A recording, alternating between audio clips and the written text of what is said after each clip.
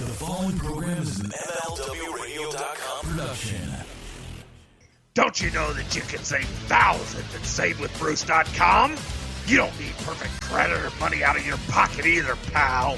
And thank God, I want to be at my own house. And SaveWithBruce.com can make it happen. Cheaper monthly payments, cash out, debt consolidation, and you can even skip your next 2 house payments. SaveWithBruce.com. You heard me, damn it. SaveWithBruce.com. NMLS 65084. Equal housing lender. This episode of What Happened When is brought to you by Audible. Audible has the best audiobook performances, the largest library, and the most exclusive content. All right, guys, in order to support our show, we're going to need some help from some great advertisers. And in order to help find those great advertisers, we need to learn a little bit more about you. But we're going to make a deal with you. We're actually going to give you something to get a little something. Now, here's what we need from you. Please go to podsurvey.com/happened and take a quick, anonymous survey that will help us get to know you just a little better. That way we can show our advertisers just how great our listeners really are. Even if you've taken one of these surveys before, please do this one. It's specific for our show, and we really need you to take it. It's podsurvey.com/happened, and once you've completed this survey, you're entered automatically to win a $100 Amazon gift card. So where do they need to go, Tony Schiavone? That's podsurvey.com/happened. podsurvey.com/HAPPENED. And thanks, everyone, for your help in making WHW the podcast it is. And here's what we're going to do for you, boys and girls. If you can help us get to 2,000 completed surveys, we're going to give you a bonus show. So if you would like a Wednesday edition of What Happened When as a bonus, just help us get to 2,000 surveys. Go right now, podsurvey.com/happened.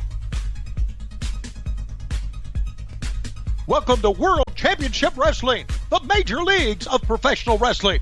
What a program we have for you today, because we're a part of WHW. What Happened When? Talking about the legendary Four Horsemen. And now, let's go to the ring. And here is Conrad Thompson. Hey, it's Conrad Thompson, and you're listening to What Happened When with Tony Schiavone right here on the MLW Radio Network. And we have been promoting this day forever. It's finally here. You wanted it. You demanded it. It's the Four Horsemen episode. Tony Schiavone, how pumped are you? Woo! Woo! Hello, Slapdicks. Boy, are we excited about this episode. And I'm excited about this episode, Conrad, because I was right there. I mean, literally right there in the middle of all that stuff. No, I don't consider myself a member of the Horsemen. I did run with them a little bit, which was my mistake. But this is part of my past, and this is part of my good past, and part of it back when I was really in love with wrestling, so I'm really excited about doing it.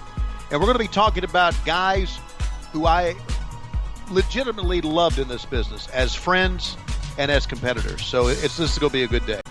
It's going to be a great day. If you're kind of out of the loop, we're really talking about the phenomenal new book, The Four Horsemen. And you can pick this book up at whw.midatlanticgateway.com. If you're not familiar with the midatlanticgateway.com website, what are you waiting for? Dick Bourne and David Chappell over there do a phenomenal job kind of bringing those old memories back to life, and they've done it here with the Four Horsemen book. If you go ahead and cruise on over to our Facebook page, we have announced 4 brand new book winners. So go check us out on Facebook. It's facebook.com/WHW Monday. Dick Bourne and the crew over there at the Mid-Atlantic Gateway have donated 4 books. We're going to have an opportunity for you to win those books on our Facebook site. So cruise on over, facebook.com/WHW Monday. And Tony, you've had this book for quite a while, but before we dig into the Four Horsemen, you had a pretty eventful weekend this past weekend. You were doing a little limousine riding and jet flying yourself, right? I don't know if you call it limousine riding or jet flying, but I was doing a lot of stuff. I was very excited about this weekend, being able to go to 3 different events. I went to the Legends of the Ring in Monroe Township, New Jersey on Saturday afternoon of this past week. Then that night, I went to the Warriors of Wrestling independent wrestling show in Staten Island. And then the very next day on Sunday, I was at Bud Carson's Pro Wrestling World in Allentown, Pennsylvania, signing autographs, reconnecting with people, and had a great time. My first experience, Conrad, with independent wrestling. I talked to Cornette about that. Cornette said, "You had never gone to an independent wrestling show before?" The answer is no, I never had. I tried to stay away from that once I left WCW.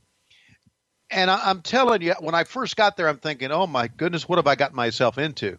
But I had a wonderful time. I sincerely really did. Those guys are hardworking guys.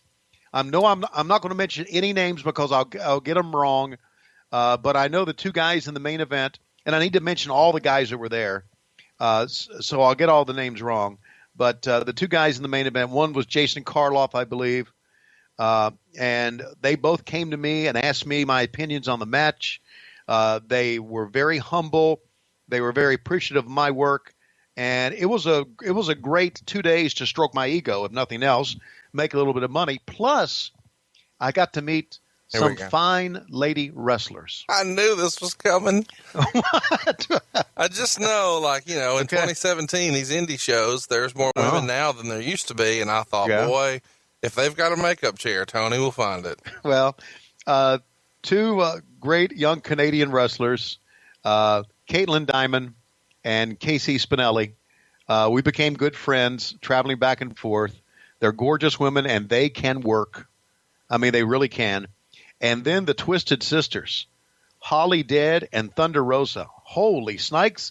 These girls, I'm telling you right now, these girls had a match against a couple of guys. One was Jason B., who's like the runs Warriors of Wrestling. I hope I got your name right, Jason. I'm sorry if I didn't. Who runs Warriors of Wrestling. They kicked those two guys' ass. Now, they lost to them, but those two girls did things that I'd never seen women wrestlers do before because I'd been out of the business for so long. I remember back, and I talked to Cor Bauer about this. I remember back when it wasn't like that, and Medusa was the only really tough girl in there, and she didn't really have anybody tough to work with exception maybe Bull Nakano who came in. But now it's pretty apparent women's wrestling has changed a great deal. So I love those girls, all four of them. Love them. L-U-V them. And I appreciate all that they've done. It was a lot of fun. A lot of fun. Well, and we're going to have a lot of fun on July 9th at 3 Links in Dallas. We had a blockbuster announcement last week, and now everybody's excited. The super show you've always wanted. What happens when Bruce Pritchard joins Tony Schiavone on a stage? Well, they're going to talk about Tony's year in the WWF. We're going to talk about SummerSlam 1989. And, of course, we've got to touch on some Monday Night Wars. But the hits keep on coming, Tony. I haven't even told you this, but I have a surprise lined up for you and you alone. And I'm not going to give you a hint, but I am going to say that Klondike Bill would be proud. And it's going to happen on stage with a live audience. And this is not a huge venue, so we encourage you, snatch your tickets up right now.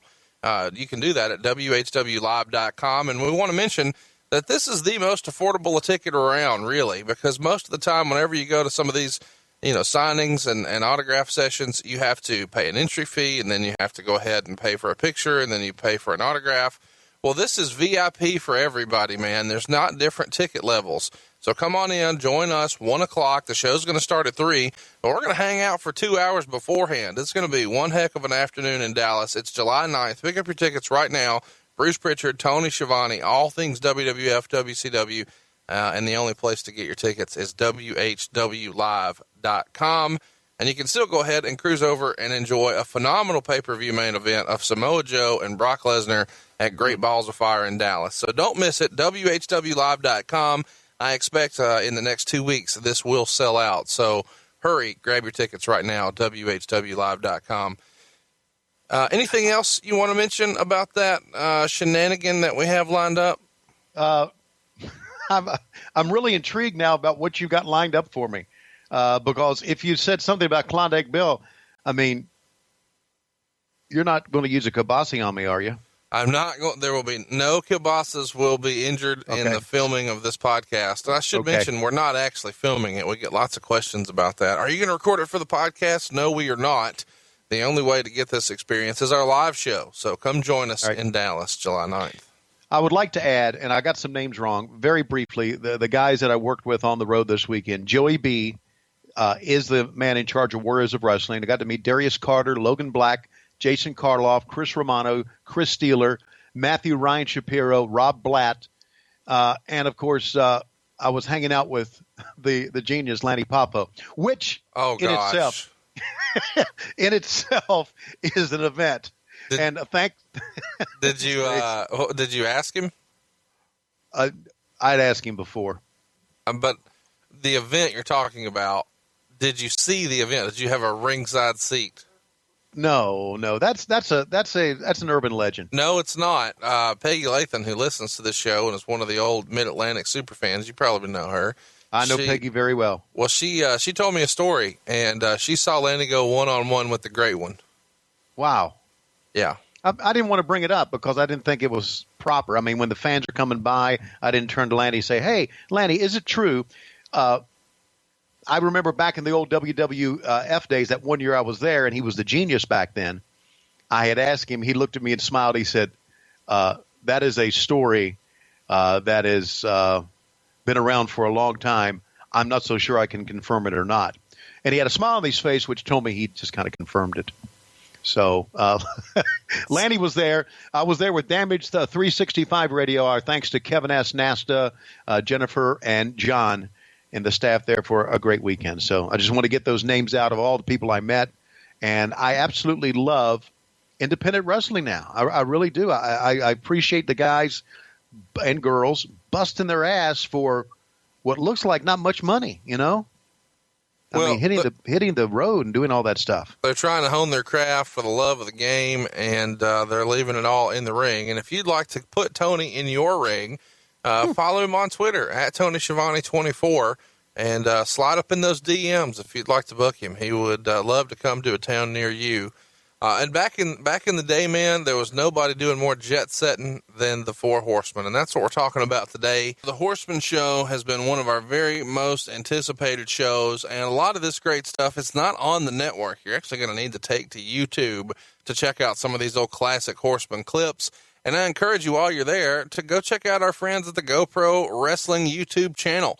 It's at youtube.com/GoPro Wrestling. Please click the subscribe now button and leave a comment, good or bad.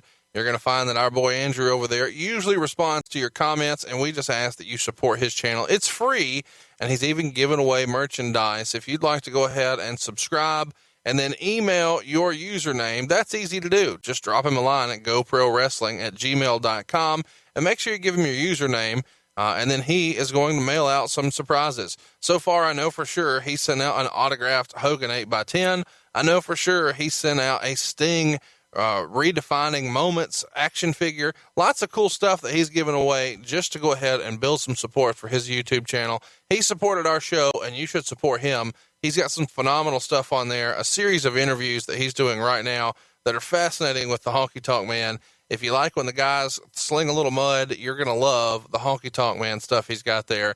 He's also got some new stuff with Buff Bagwell and a very uncomfortable interview with Billy Gunn. Go check it out next time you're on YouTube. It's youtube.com/GoPro Wrestling. So I guess we'll just kind of start at the beginning. Arn and Ole Anderson, the Minnesota Wrecking Crew. And I think Arn came into the territory for Crockett 7 or 8 months before the Horsemen started loosely coming together. But I know that we've talked about Arn quite a bit here on our show. He was obviously a big star, and he was made in Anderson in April of '83 in the old Georgia Championship Wrestling. And the booker there was Ole Anderson. Allegedly, this name was actually suggested by Junkyard Dog as Arn was leaving Mid-South to go to Georgia, and Ole gave him the first name of Arn. And you can actually see this whole story about Andersons don't wear fedoras at the Mid-Atlantic Gateway website at midatlanticgateway.com.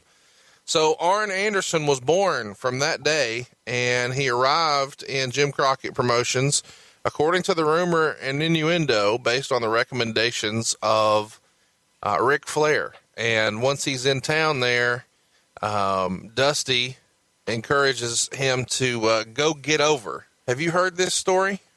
I have not heard the story. Go ahead and tell it to me. Well, it's got to be pretty good. According to Arn, he got the call that, hey, Flair had put in a good word, send a tape of your promo, and he sent a tape of himself standing on the beach in Pensacola wearing a Yankees ball cap, and Dusty loved the tape, so he invited him to come in. He made Arn wait forever, of course, in the lobby, and when he finally gets into Dusty's office, he props his feet up, and he just looks at him and says, are you the boy on the tape? Yes. In the Yankees hat? Yes. Go get over. And Arn wasn't really sure, but he thought that meant he was hired, and it turns out he was. He started being booked after that. But back in their day, in this conversation, Dusty brought Arn in with the specific instruction of go get over. What are your favorite memories of Arn Anderson in the early days? Well, the first time I saw Arn Anderson was with the Yankee cap on when he first came in and did a promo. Now, I started doing promos and when I'm saying promos, I'm talking about the local promos in the backstage area, which was a converted garage that the Crockett's had used. And I started doing those in 1983, right before Starrcade, and I started doing part of them along with Big Bill Ward, who was a legend in wrestling in the Carolinas back then. And then eventually they moved me in and moved Bill out, which kind of broke my heart because Bill was a good guy. But Arn was not there at first, but then he came in with the Yankees hat on. And we immediately struck up a friendship. He was just this likable guy who could talk his ass off. And I remember telling him, after we became friendly, I don't know, this may have been a month down the road, a couple months down the road, he wore the Yankee ball cap. And I said, you know what? I said, you may be part of the Minnesota wrecking crew, and you may have that Yankee cap on to try to divert it, but when you open your mouth, you're Rome, Georgia, buddy. So you're not fooling anybody with that talk. And that's the kind of relationship that we had, and we still have it today. I still stay in touch with him today. And we became very close friends. He and Aaron and Lois and I went out to dinner a couple of times. And listen, it didn't take, when Dusty said, go get over, it didn't take Arn Anderson too long to get over. Because back then, he could work, but the way you got over back then was being able to talk. And Arn Anderson, I think we all would agree, one of the greatest talkers ever. I don't think much has changed. I think you still get over with talking, and I think Arn's fundamental understanding of both of those is why he's still working today, when so many others aren't, and he's not just working, he's in a very critical role there. So to kind of set the stage for you, the Minnesota Wrecking Crew originally were the brothers of Lars and Gene Anderson. And then later, when Lars is out, Ole brings in Arn, and at different times they refer to him as a cousin or a nephew or a brother. But either way, they're the Andersons, and they would start to refer to Ric Flair as their other cousin. Do you remember how this all came about? Is it just the basis of, hey, they're all from Minnesota in storyline? Or do you remember how all that got put together? That was a storyline back when it was Gene and Ole, back in the old Mid-Atlantic days, when Flair first came in. Because he was from Minnesota, that he was a cousin of the Anderson brothers. So that was long before I arrived that thing was formatted or formulated. And that goes back to the fact that they all are from Minnesota or allegedly from Minnesota. That's where the Minnesota Wrecking Crew came from. And Ric Flair being from Minneapolis, he's their cousin. It's just a great tie-in. So one of the things that a lot of people are probably familiar with from that day is that Ole kind of wore a lot of hats. Ole was the booker in Georgia, and obviously he was doing shots in Crockett, and he was not only an in-ring performer, but doing some booking, and oftentimes we would see him as an announcer alongside the legendary Gordon Solie. Did you ever work with Gordon Solie? It feels like you guys would have crossed paths a few times. We worked on when Dusty was booking back when I returned to World Championship Wrestling in the early 90s, he put Gordon and I on Worldwide Wrestling together. And I can't tell you how many shows that we did together when they finally pulled us apart But I loved working with Gordon. I remember we did like the first match, and we were in Perry, Georgia, doing WCW Worldwide. We did the first match, and Gordon said, "That really felt good for me. I really enjoyed that." And I'm thinking, yeah, here I am working with the man himself, and it felt good for you. So, yeah, I got to work with him a number of times. It wasn't for very long, but it was wonderful. Gordon told me a line that I remember to this day about wrestling. And he said, even if you don't know what you're talking about as a wrestling announcer, if you say it with conviction, if you say it with confidence, the fans will believe it. And I remember him telling me that, and that kind of stuck with me for quite a while as I was moving on in wrestling. It's a slow turn here for Arn, because he starts out kind of as a babyface, I guess, and then slowly but surely he starts to have some heel tactics, and Ole is defending him on the mic here. Do you remember when you kind of thought, hey man, they're really putting some oomph in Arn Anderson? It's a big deal, especially in that time, to be given the last name Anderson in that territory. But when you started to see, hey, they're really trying to push him here, do you remember like when that moment was? I think it was from the beginning. From the first time I started holding the mic for Arn Anderson in the backstage promos, I think because he could talk, and the guys were really into his rap, and I'm talking about Ole and Flair and Tully, I think it was from the beginning. Now, Ole lived in Georgia, and we did the promos in Charlotte, so I never did see Ole as much as I did the other guys. Right. Flair was always there. Arn was there. Tully was there. Baby Doll was there. JJ obviously was there. But Ole, I didn't see that much unless, of course, we went to Atlanta and did the shows at TBS. And that was down the road. That was a couple of years later. But to me, from the get-go, from the time Arn stepped in, it seemed to me that they were going to give him a big push and make him a big part of what was going on. Ole had been tagging with Thunderbolt, and Manny Fernandez was there to make the save when Ole finally turned on Thunderbolt. And this had the titles in a situation where they were held up. And the newly formed Andersons of Ole and Arn took on the team of Thunderbolt and Raging Bull. And, of course, the Andersons get the win. This all goes down in April of '85, and the rest is history. So not too long after they're put together, they are the tag champs. And so now we've got one piece of this Horseman puzzle sort of coming together. A lot of younger fans probably don't have as much of an appreciation for this combination of the Andersons. The old school folks will talk about Lars and Ole and the original Minnesota Wrecking Crew.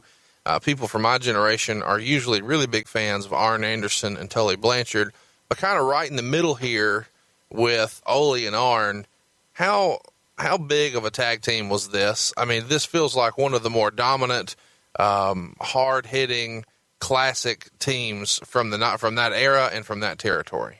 Well, when I was watching wrestling, and we're talking about the 70s and early 80s, mostly through the 70s and mid 74 to, let's say, 82 before I started. That's when I watched wrestling. And for me, it was Gene and Ole. That was the Andersons. Then Arn stepped in, and Gene was still behind the scenes. Fans may not realize this, but Gene was the producer of the local promos. So Gene was still there, and Gene was an odd character, a legit badass, one of the strongest guys I ever knew. He had so much strength in his hands and his arms. You know, he was a big time legit amateur wrestler.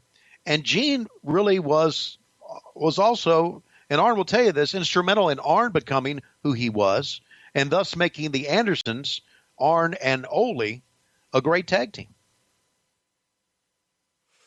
Well, I can't disagree.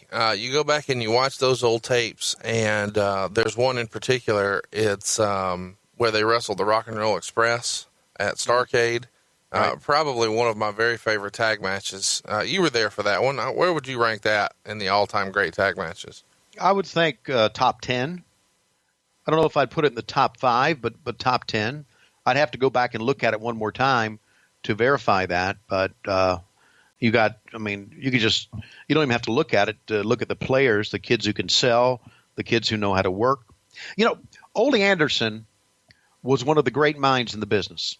I always thought that. I thought Ole, like Ric Flair, when he was in the ring and calling a match, those were the great matches. And Ole had such a talent for doing things. And this was back in the old school days. And Ole used to tell me this because I did get to know Ole very well and travel with him at times. You know, today they choreograph everything, or not everything, but they choreograph a lot of stuff in the ring. And I can understand that because we're in the high spot era. But back in the old days, heels were in one dressing room, baby faces were in the other. And they would come in to do, like, say, a house show in Columbia, South Carolina, and it would be the Andersons on one side and, let's say, Thunderbolt Patterson and Rufus R. Freight Train Jones on the other. The referee would be the man going back and forth between the two teams because he could go to either dressing room. So he would come out and he'd say, well, this is the finish that the booking committee wants or the booker wants. And Ole would say, okay, tell Thunderbolt we want to do this, this, and this. And they go back to Thunderbolt. And Thunderbolt said, okay, that's good. Tell Ole I want to do this, this, and this. And they go back to Ole. And that's how they did the match. And then they would go in, and, of course, they would talk, and they would work a spectacular match. And that's what you saw when you watched that Rock and Roll Express match against the Anderson brothers. You saw four guys who didn't go out in the ring prior to the match and choreograph a bunch of bumps. They just worked it. They freestyled, and they did a damn good job. And I really think that talent and that magic is disappearing in wrestling. I've often thought that. It was disappearing back when we had WCW Monday Nitro. Well, and that's what we're talking about today, Tony, man, the good old days of wrestling. And back in the day, Ole was one of the owners of Georgia Championship Wrestling. Of course, we all know the famous story here. I believe it was Black Saturday is the nickname that it gets. Vince Right. McMahon buys the time, and then all of a sudden people who have been tuning in at 6:05 on Saturday are no longer treated to the NWA Championship Wrestling they'd grown up with. Now it's the WWF product out of New York. Fans didn't love this and wrote tons of letters to Turner trying to get back their old traditional NWA wrestling. And it wasn't too long before Vince actually winds up selling the time to Crockett for $1 million, allegedly, which helps fund the original WrestleMania. I don't know when we'll talk about this again, but Tony, what was the thinking in the business at the time when all this goes down? Thinking in the business at the time was that when Jimmy Crockett purchased the time, that now the Crockett's and Sandy Scott worked in the back office with me and Gene Anderson. I was working part-time at that time. He said, we are getting ready to go national. We're getting ready to compete with Vince and move out of the territories and go all across the country. So we knew this was a big time for Jim Crockett Promotions. Now, looking back on it, was Crockett ready to do that? Probably not, because it was still a very small-time mom-and-pop organization. And I went from the Crockett's to the WWE in 1989, so I saw both sides. I saw the small-time Crockett operation compared to really a big-time, well-staffed operation that Vince had. And so I know why, in the end, Vince won, if that's the right term to use. But that was the moment where we knew that Crockett would no longer be Crockett. And that was the time I knew that the territories would mean nothing anymore, because it would either be NWA, WCW, Jim Crockett Promotions, whatever you want to call it, and the WWF.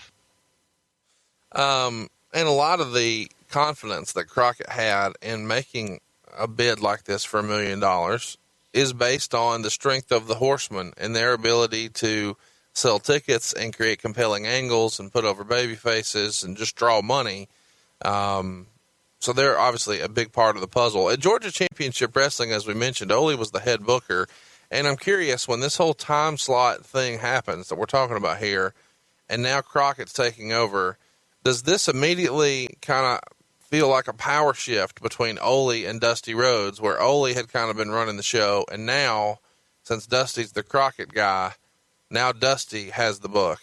Does that happen immediately, and what's that transition like? It happens immediately, but I thought the transition was, from my being in the backstage area, I thought the transition was very, very smooth because Dusty respected Ole.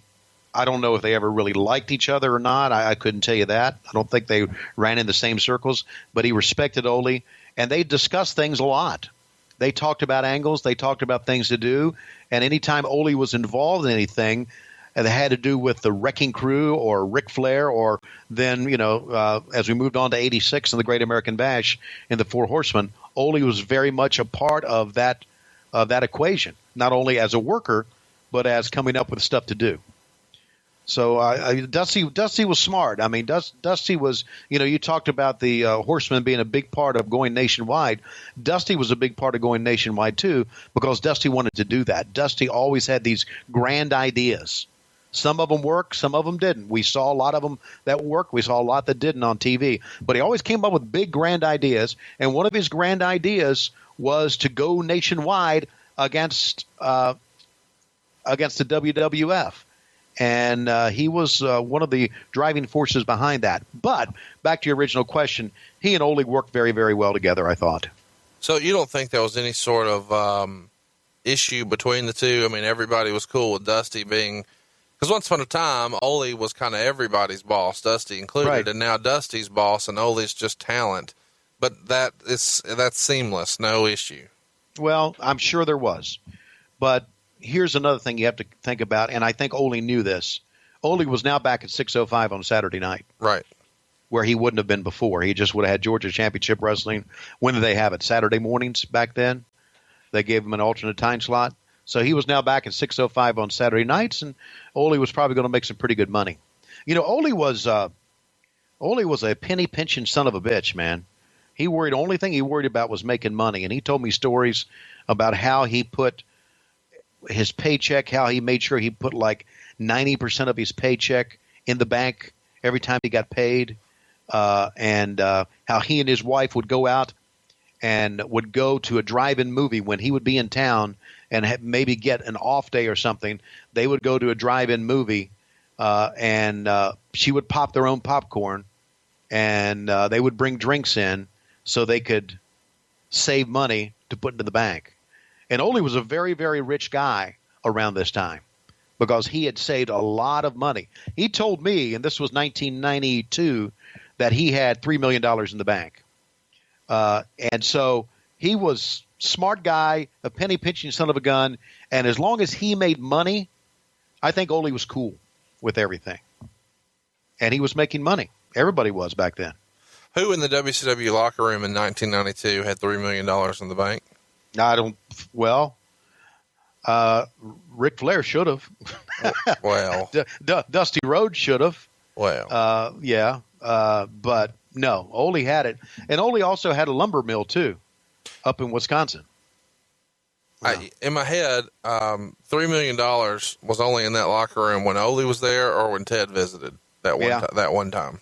Yeah. How would you compare Ole and Arn as workers, characters, on the mic, ability to get over, just overall performers in the business? I know you have a friendship with Arn. Kind of divorce yourself from that for a minute if you could. If you were really trying to kind of rationalize who was a better overall performer in the business, where would you classify those two? Well, I think Arn Anderson was a better worker in the ring overall between the two. I think Arn was probably a little bit more – he could do a lot more – like the brain buster or that move that he would use. Ole didn't use things like that. But Ole was the better talker. And look, I know if you rank the greatest talkers in the business, there's Flair, there's Jim Cornette. But Ole Anderson was a believable son of a bitch. You take a look, and you're going to see in my eyes, you're going to see the truth. I'm going to just tell you right now. Oh, don't worry, I'm not going to touch you. Not yet. I'm going to tell you this. Today is a free day. Today is the day that you and I look at each other, and I admit, nice guy that you were, whatever. But I helped you. You can't deny it. The days are over. I'm leaving. Next time I see you, I would suggest maybe you watch out. When Ole talked, you believed what he said. He always challenged truck drivers. He always said, if you think you're a tough guy, why don't you come out and get a piece of me or something. And unfortunately, that did happen in South Carolina early in his career, and he almost died from it. But he was a believable, realistic guy. Arn Anderson, to me, was a little bit more athletic, did a lot more things that were more modern, and Ole was a little bit more old school. Well, it doesn't get any more modern than Audible, and you were just talking about calling it in a ring. Well, we're going to call an Audible here and tell you all about the fine folks over at Audible. I have really been a big fan of this service, Tony. I've had it for years. I have it on my iPhone. I have it on my iPad. Whenever I'm at my desk or if I'm traveling, that's the best thing about it to me is I can enjoy my long drives, my long flights. I've always got something to keep me entertained because of Audible. What's your favorite part about using Audible so far, Tony? Well, I'm a big sci-fi fan. I'm a big Star Wars fan. I think everybody who really knows me and knows our family, how big of Star Wars fans we are. I got my son Chris, who has a Star Wars tattoo. I mean, it's just a big deal at the house. So this big library that they have of Star Wars is just tremendous. Now, if you were listening to, say, the last one I listened to, A New Dawn Star Wars on Audible, you'd experience things like the hair raising on the back of your neck or a shiver down your spine because you're right there. It's a performance so powerful, you can feel transported to another dimension, even while sitting in traffic or even like Conrad is sitting at his desk. So it's just spectacular. It's moved Star Wars, the sci-fi, and of course there's more than just sci-fi, but that's what I love most of all. It's really extended the Star Wars universe, and the performances on Audible are just absolutely tremendous. So it's a great experience. Great experience. How about this? You can get a 30-day trial, and your first Audible book is free. How much does it cost, Tony? $0. Free. Come on, guys. Free. Why wouldn't you do this? Cruise on over to audible.com/whathappedwhen to enjoy Audible. You're going to get that 30-day trial and your first book free. It doesn't get any easier than this. If you don't like it, you can cancel, but you're going to love it. Tony does, I do, and you will too. Learn more at audible.com/whathappedwhen. What is it again, Tony? That's audible.com/WHAPPENDWHEN. And do like I do. Get transported right to the Death Star in Star Wars. That's audible.com/whathappedwhen. Well, let's talk about maybe one of the more controversial members of the Four Horsemen, Mr. Tully Blanchard himself. I think a lot of guys have kind of just forgotten how great Tully Blanchard really was as a heel and as an in-ring performer. In my worldview, probably one of the most underrated wrestlers of all time. He came to the Mid-Atlantic territory from Southwest Championship Wrestling in Texas in 1984. He's immediately programmed with Ricky Steamboat, and that actually culminates in a match at Starrcade. And at his side, the baby doll is his valet. And, you know, somebody recently said, you know, Tully Blanchard is kind of like Bizarro Ric Flair. He would strut, he could work, he could sell, he made others look good. He was an awesome promo, he stayed in character. And that's really kind of hard to argue. I think Tully Blanchard is one of the forgotten greats in professional wrestling. Where would you put Tully in your all-time rankings? Well, Tully is top 10 in my all-time rankings of great wrestlers. And the reason he was so good was, and this is not a knock on any of the other guys in the Horsemen, Tully was the best overall athlete of all of them. He was a former college football player. He could do a lot of things. You know, I remember he would tell me sometimes, he said, you know, there's a bunch of guys here, and he wasn't talking about the Horsemen. I'm not going to say who he was talking about. He said, there's a bunch of guys here who, bless their heart, the only thing they've ever done in life is lift weights and wrestle. And he said, and I've done a little bit more than that. And he did, and he could do a lot of things. And Tully was like Ric Flair in that the Tully that did the promos was the real Tully Blanchard. As we know, when people ask me how was Ric Flair away from the camera, I said he was the same way he was in front of the camera. Still is. Tully, still is. Tully was like that too. Tully was like that. He was an arrogant prick. I hate to say that about a reverend now and a pastor, but he was an arrogant prick who was just, there was something about him you liked, something about him you agreed with, and but something about him you didn't like and you hated. Sure, because he was an arrogant prick. So what was your impression of him when he first comes in? Is there ever any sort of humbleness of nice to meet you, Mr. Schiavone, or any of that? Or is it just straight to, I'm the greatest of all time, kiss my ass minion? Yeah, that's what it was. Wow. I like him even more. This is awesome. Yeah. But he wasn't he wasn't demeaning or a bully or talking down to me. He was, that's my job. He was just a straight talking prick, and I liked him. Well, so there you go. Yeah. You know, we haven't talked about it a lot here on the show, but I know there's one thing that Tony likes talking about above all else, and that's the ladies of wrestling. Right. Talk to me a little bit about Baby Doll. You know, we've talked about how Medusa and Stacy Keibler and Sunny and some others were pretty Roll Tide, and Baby Doll is Roll Tide in her own way. Tell me some of your favorite memories of working with Baby Doll, and maybe some things that we fans may not have been privy to that you were. Well, Baby Doll was a pretty tough girl, and the thing that what made Baby Doll so good and what made Nicola so good was her look. She had a great smile, she had a great presence, and she came across as someone who could be pretty tough. She didn't talk much. Tully did all the talking, so she just kind of looked pretty. And when she talked, she had kind of a deep voice, and I'm not so sure how great of a talker she was, but she got over because of her association with Tully and because of the things that she could do at ringside. She was a very active valet. She had great reaction. When Tully would lose, she would have her hands on her mouth. She would cry. She would get involved in matches. I traveled with her a couple times, and we had long talks. And of course, this goes back to, and I know you're going to jump on this one. I'm ready. This goes back to me getting along with women in a platonic sense. Me getting along with women. But I just thought she was absolutely, completely sexy in a rugged way. I mean, I always thought that, Nicola, if you want to beat me up, you can. I would just hang around and let you beat me up.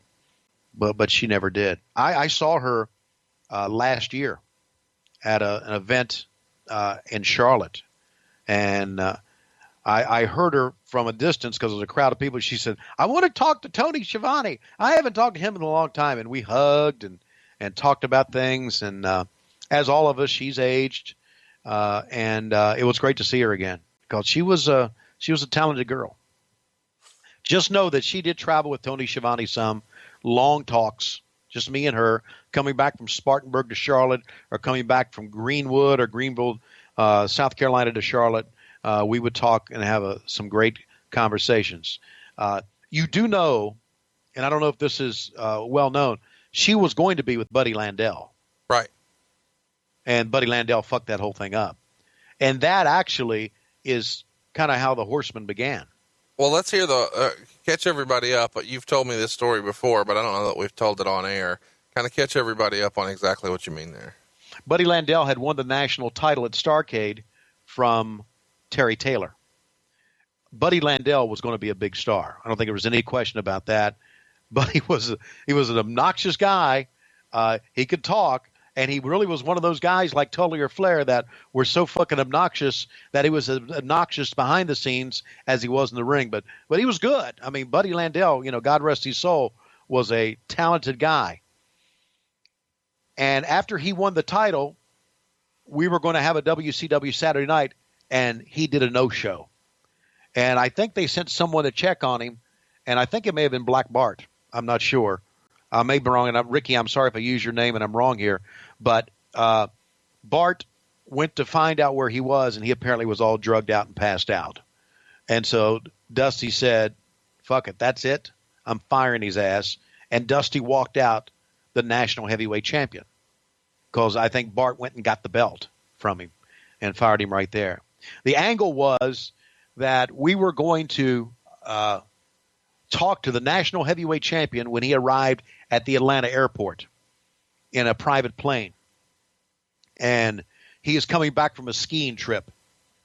And we were supposed to have the cameras rolling, and he was we were going to wait for him to walk down the ladder there, or the runway, or the stairs to his private plane, and the first one out was unexpectedly was going to be Baby Doll. And she had been, her face would have been like, sunburned from skiing and everything. And she saw us, and she would run back into the plane, and then Buddy Landel would come out. And that was all shit canned because of what Buddy did that day. And then, of course, that led to Dusty being with Baby Doll and JJ leaving Buddy Landel. He was Buddy Landel's manager, moving in with the Four Horsemen. So that angle kind of helped kickstart the Horsemen. They were going to pull, Baby Doll away from Tully anyway. I thought it was going to be a pretty good angle. Now, who would end up being the babyface out of that? Tully probably would over Landel, because Landel was a good heel. But that was the big angle that never was. Well, I'm glad it never was, because Tully as a heel is what's best for business. So, Dusty Rhodes, don't come out here on television, on national television, on the Superstation, and talk like you're the only one in the world that can wrestle me. Because I tell you what, Dusty Rhodes, you've got to prove yourself to me again, because I am the champion. I am the man that dictates all the rules when it has to do with the World's Television Championship, and don't you forget it. Yeah, I agree. I absolutely agree. Tully is a heel working against Magnum TA. Tully is a heel working against Dusty Rhodes. Woo. Good shit. Let's talk about that. After Steamboat left Jim Crockett Promotions for the WWF, Tully and Dusty began a feud for the TV title. And on March 16th of 85, Rhodes beat Blanchard to win the NWA Television Championship. And this ended Blanchard's 353-day reign. And the title would soon be renamed the NWA World Television Championship, because if Dusty holds it, you got to put World in there.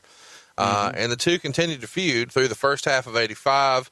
And Blanchard eventually gets the title back, but then loses it to Rhodes in July of 85 at where? The Great American Bash, inside a steel cage. And he doesn't just win the title. He also wins the services of Baby Doll for 30 days. One of the more famous angles from the time. What do you remember about Rhodes winning Baby Doll services? Well, I think Dusty, what I remember about it, because I knew Dusty loved Baby Doll, absolutely loved her. He would always say, he said, when we would look at videotape together, he said, take a look at that smile and that look. She is just so good at what she does. She is had a great presence, and she's not interfering with and overshadowing Tully in any way. And that's what made him so good. Dusty wanted that to be with him, if you know what I mean. He wanted that presence to be with him because in Dusty's mind, right or wrong, Dusty was the big star of the company. So it didn't surprise me that he would have services of Baby Doll for 30 days, because I think he wanted, in the grand scheme of things, Baby Doll to be his valet. Texas girl, he's a Texas guy, and she looks great, and he thought they would be a great team. Let's talk about titles here for a minute, because the Horsemen were, of course, famous for carrying all the gold, and they had at different times what seemed like every incarnation of the belts. But there are lots of belts floating around here. You've got the world title, you've got the national title, you've got the U.S. title, you've got the TV title, you've got the world tag team title, the national tag team title, you've got the Western States. I mean, there's so many belts here. Do you think, and fans are critical, in 2017 saying, oh, the WWE has too many belts. But goodness gracious, you guys had a ton of gold back in the day, did you not? Yeah, and that was a result of kind of the merging between Jim Crockett Promotions, if you can call it a merge, and Georgia Championship Wrestling. Georgia Championship Wrestling's top champion was the national champion. And for Jim Crockett Promotions, this is aside from the world title. As we know, the world title back then was, a title belt that Harley Race or someone would travel all over with in the territories. Jim Crockett's top belt was the U.S. title. So we brought them all together and probably should have cut them back. Now, when we started to go nationwide, we wanted something that would pull us away from being just a Southern promotion, and that's when they came up with the Western States Heavyweight Championship. Was Zbyszko the first Western States heavyweight champion? If my memory served me right. I know he held it, and he's the one I think of the most, but I couldn't tell you. There are so many belts to keep up with here. 6-man titles, U.S. titles, national titles. I mean, on and on and on. It feels like there's 30 belts here. There may not be, but. And then, to me, it's just like everything else. You get too much of something, they all mean nothing, right? Right. Yeah. I mean, every promo you guys have is with a different guy carrying a belt, it becomes, kind of like heavyweight boxing now. There's 19 different, or just any boxing. There's so many belts out there. It's hard to kind of rattle off who all the champions are. Yeah, and the one belt I wanted to talk about in particular that I hated back then was a U.S. heavyweight belt. Why? It was all silver. Oh, you know what it looked? Yeah, the 10 pounds of silver. It looked like the world title except silver. Yeah, to me it looked like the world title that all the paint had flicked off of it. Yeah. That's what it looked like. I didn't like that belt at all. Well, originally it did have paint on it, and then it came off, and then it was just silver. But I get what you mean in that it does look less than. But it is. I guess if the world title is gold, I could get behind the secondary title being silver. It's a shame that the third-tier title wasn't bronze. Well, I didn't like it. I like, and this is really old school, guys, I like the old U.S. title belt that Johnny Valentine had, that Blackjack Mulligan had, that Paul Jones had in the Crockett days, which was red with a gold outline of the United States on it. I don't know if you ever remember that belt. Oh, I remember it real well. You may own the thing. I'm not so sure, but to me, that was one of the classic belts. I do not own it, but I do know that our great friend of the show, Mr. Dave Milliken, actually makes copies based off of the original, so you kind of get that old school cast. And it's fun to go back and think about, the belts we all grew up on. And the guy who collected the most belts, of course, the leader of the Four Horsemen himself, at least in my worldview, the lead singer, Mr. Ric Flair. This show is basically all about Ric Flair because, not this episode, I mean this series of shows, because we're covering all things Jim Crockett Promotions and WCW, and Ric Flair is the guy I think most people consider to be the person they most closely associate with Jim Crockett, NWA, WCW, and I'm sure we'll talk about him quite a bit in the future as well. But Flair as the world champion meant a lot more back then than it does now. And a lot of our younger fans may not really understand why we say that. What's your worldview on why the world champion meant so much at the time, Tony? World champion meant so much at the time because the territories were still important back then, right at the beginning. The world champion was a guy who you brought in if you were Bob Geigel, or if they even would bring him into the WWF. Back then, back in the old territory days, go down to Florida with the Grahams, and it meant something special that he would come in with the World Heavyweight Championship. And I'm even going back before Flair to Harley Race, to Jack Briscoe, to the Funks. That was something special, was elevated. The World Heavyweight Champion, the old NWA World Heavyweight Champion, and I'm sure you know this, was booked. Not booked by a territory, was booked by a person. I believe Jim Barnett was the guy that booked him back then.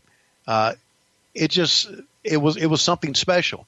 When you had a big event, let's say you would have a big event in St. Louis, or you would have a big event in Charlotte or in Greensboro, or even a big event in Texas, and you had the blow-off of your angle, you would also bring the World Heavyweight Champion in for a match as well to elevate that card. Because, we've got, my goodness, I'll give you a perfect example. We've got Blackjack Mulligan and Ric Flair, and they're finally going to face each other at the Greensboro Coliseum. And I'm saying this because I was a part of it as a fan at the Greensboro Coliseum. And guess what? Harley Race, the World Heavyweight Champion, is coming in to face Dick Murdoch. So that made the entire card seem bigger just by having the World Champion on it. And Flair was one of those guys because of his presence, because he could do great interviews for different towns, was one of the guys who was associated with being one of the great world champions of all time. And that kind of changes the committee at least, because by late 85, Crockett has emerged as the major player and some of the territories have kind of just went by the wayside. So by then, it's essentially Crockett and Dusty making the decisions as to who will be the champ. But even then, they're still picking Ric Flair. Most people believe that Ric Flair is either the number 1 or number 2 greatest wrestler of all time. The only common name that you hear pop up is Shawn Michaels.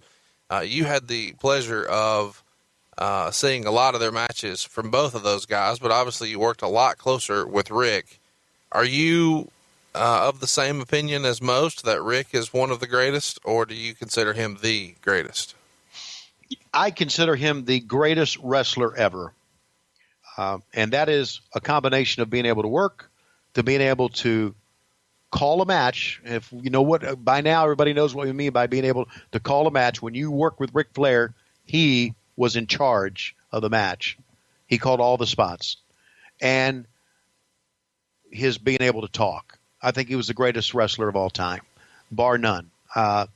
And he may have not, in the scheme of things, been the biggest star of all time compared to maybe Hulk Hogan, The Rock, or even Steve Austin. But he was the greatest wrestler of all those and the greatest performer, I think. I go back to a story that I have told before, and I may have told it here on this program. If I have, I'm sorry, I'm going to repeat myself. Great American Bash, Charlotte, outside at the old Charlotte Stadium. The main event was Ricky Morton and Ric Flair. And Ric Flair was the world champion. Morton came in. They had a match. And their match was absolutely freaking sensational. And from the go, when the bell rang, they were into it. There was not a lot of strutting by Flair, not a lot of talking. They just went at it. And I mean, they may have gone at it for 30 minutes. I'm not so sure, 20 minutes, 30 minutes. And I remember afterwards going to Ricky Morton and saying, Jesus, Ricky, you guys from the time the bell rung were kicking ass. That was tremendous. And his response to me was, that's why Ric Flair is the world heavyweight champion. Ric Flair had been watching what was going on in the card and knew the card was a little bit slow. And the action had started to drag a little bit right to the time they got to their match. Flair, knowing this and knowing how the crowd was, wanted to really pick it up to make his match even more special than anybody else's. And so he called that whole match and really put a lot of juice into it and made the night seem tremendous. Flair had a sense of that business that a lot of people never had.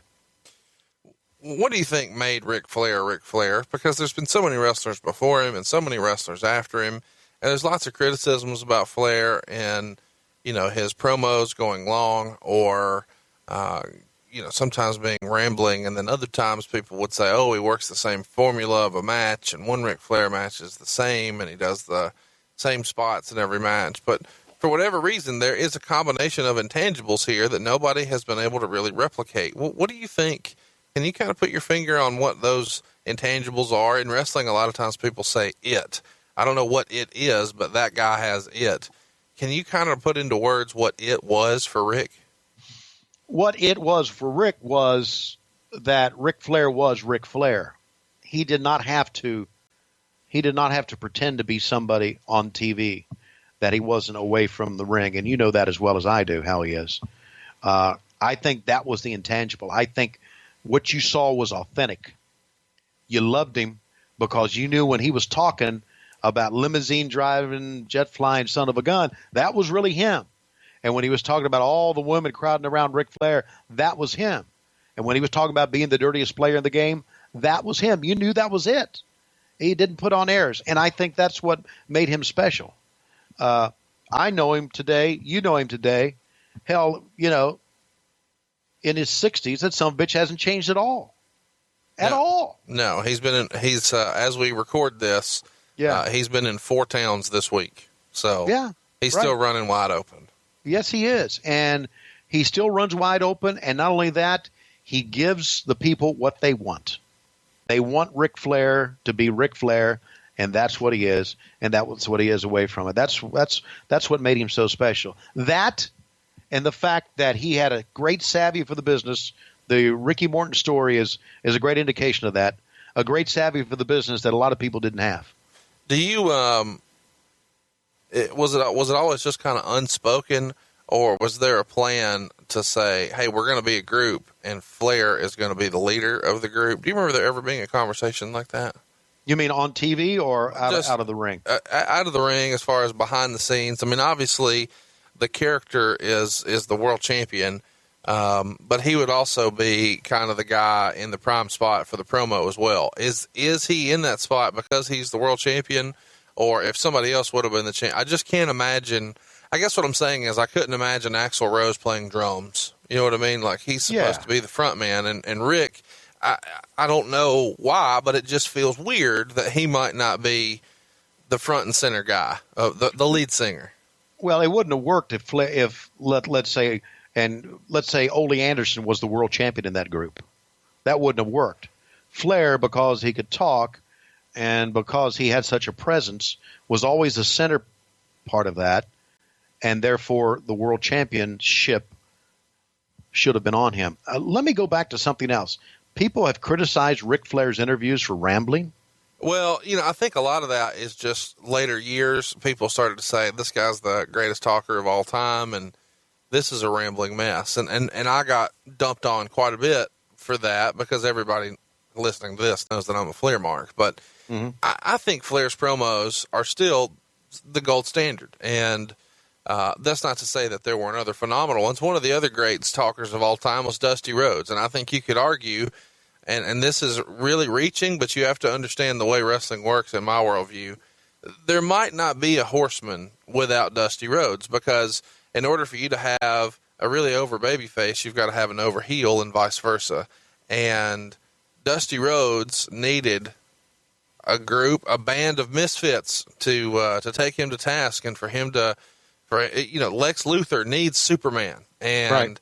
Dusty Rhodes was positioning himself as Superman, and I think you could argue that the Horsemen may or may not have been put together and kept together and pushed the way they were in an effort to support Dusty Rhodes' babyface efforts. Would you agree with that? Yeah, and it all kind of started back around this time, around Starrcade: The Gathering, with the breaking of the foot and the false finish in the ring, and all of them jumping in the ring to get Dusty, because if you listen to the promos back then, they all talked about Dusty Rhodes. They talked about their match, but they also talked about making sure that Flair was the world champion and Dusty Rhodes be damned. Listen, rambling on to me was great. There was sometimes you would see Flair on these promos say, "Don't wrap me up, I've got more to say." Yeah. Okay. Let him talk. The reason you watch World Championship Wrestling in the 80s was the promos. It wasn't because of the matches. No. They were job match. You watched the guys to talk. That's how they got over, and that's why Flair, the Horsemen, and Dusty were some of the greatest. Maybe the greatest. So I'm not trying to disparage anyone when I'm saying that. But in your opinion, was the Four Horsemen, just their overall purpose to make Dusty Rhodes look good? Now, here's what I mean. That's a tough question, man. I'm not saying that to disparage anything, but I am saying you don't need a band. A guy can't overcome these insurmountable odds and become the hero unless they really are insurmountable odds. So 1-on-4 or 3-on-1 or 2-on-1, or if a guy is trying to beat up a gang. I mean, this is very simplistic, basic storytelling to me, but the Horsemen were kind of the foil for Dusty Rhodes, and we love them as wrestling fans, and we can appreciate that. But a lot of people also like the bad guys in movies too, and they're still there to be the foil for the babyface. And in hindsight, it seems like, okay, well, he's got to have somebody to overcome. It's the Horseman, especially if you're trying to push him as like the primary guy. In the WWF, of course, Hogan is trying to overcome the Heenan family. Mm-hmm. Well, I'm not comparing the Horseman and the Heenan family, but I am saying the idea is similar in that you've got a gang of bad guys with one superhero babyface. Well, it was a gang of guys also that ganged up on Magnum TA at the time, and Dusty envisioned himself, right or wrong, and we brought this up earlier, as the number one babyface star for the company. Well, and babyface star for the company. And Magnum was in that with him. Exactly. That's what I was going to say is Magnum, if Dusty was driving the bike, the sidecar was Magnum TA. Right. I mean, that was Right. Batman and Robin in the way they were trying to position themselves. So, anyway, just food for thought. Would the Horsemen have existed if babyface Dusty Rhodes didn't need someone to overcome? Would the Horsemen existed if Dusty wasn't the booker? There you go. I think these are valid questions. Now, that's not to say that these guys wouldn't have been successful on their own. They were successful before the Four Horsemen, and you could argue they were successful without the Four Horsemen. But when they're attacking Dusty in the parking lot, when they're putting hard times on him in the cage with his broken ankle, et cetera, I mean, even you get down to, Tully in the cage with Dusty with, Tully down the side of Dusty's head. I mean, he's trying to overcome these dastardly horsemen. The cage existed to keep the other horsemen out. I mean, that's what it was really all about. Let's talk a little bit about Magnum TA, because you brought him up. And I feel like Magnum TA is somebody who history is maybe overlooked, similar to Tully Blanchard. Obviously, what they have in common is their careers were shorter than a lot of the other people we've discussed today. But the reason they were shorter is greatly different. Do you think Magnum TA was in line to become the heavyweight champion at one point? It certainly feels like they were trying to groom him to be the Southern answer to Hulk Hogan. There was no question about that. He was he had one of the greatest interviews out there, and it was a different interview than a Ric Flair or a Dusty Rhodes. Those were a very entertaining, very at times fun-loving interview that could get serious. Magnum's interview was serious from the beginning. And you, Nikita Koloff, come over here from Russia, have the audacity to come out here on American television and put down all our athletes. Say you're superior just because you say so. Well, you have never proved anything to me. Not with a chain, not with the help of Uncle Ivan, not with the help of Baron von Raschke. I still stand here, and I'm still fired up. And I'll stay that way until I put you down. They say it's going to go 4 matches. Well, I predict this. I predict after the first one, there won't be enough of you left to continue. You'll have to forfeit all the rest of them to me. He really took it seriously. Another point that I've brought up many times, watch Magnum TA in the old local promos if you can ever find them, and they're on YouTube. When I would call Magnum TA in, or even I saw an interview on an old WCW Saturday night, when he walked in, he stared right at the camera. He didn't look at me. He didn't look off. He didn't look at the fans like Flair would do sometimes and Dusty would do sometimes. He wouldn't play off the fans. He would look at the camera with a serious look and a pretty serious rap. Almost, I'm not going to say as good as Jake the Snake, but almost as serious as Jake the Snake was in his prime in doing promos, one of the greatest talkers of all time. So, yeah, he had the look. That belly-to-belly suplex was something no one else did. The fans loved him, and he had success with Watts. And there was no question he was going to be, at least have a run with Flair and be the world heavyweight champion at one time. Yeah, it's tragic that it happened the way it did. And if you haven't already and you're listening to this, you owe it to yourself to go check out some old Magnum TA matches. His I Quit match with Tully Blanchard is still probably the gold standard for I Quit matches. Go out of your way to see that one. I should mention that Dusty Rhodes had a lot of history with both Ole Anderson and Ric Flair going back to the mid-'70s in both Georgia and the Mid-Atlantic territory. But the reason we're talking about Magnum TA here is in 1985, Dusty had taken a young Magnum TA and made him his protege, and they formed America's team. And the two of these guys are going to have various battles, whether it's singles or tag matches, with the entire combination of the Horsemen. Flair, Ole, Arn, Tully, the whole deal.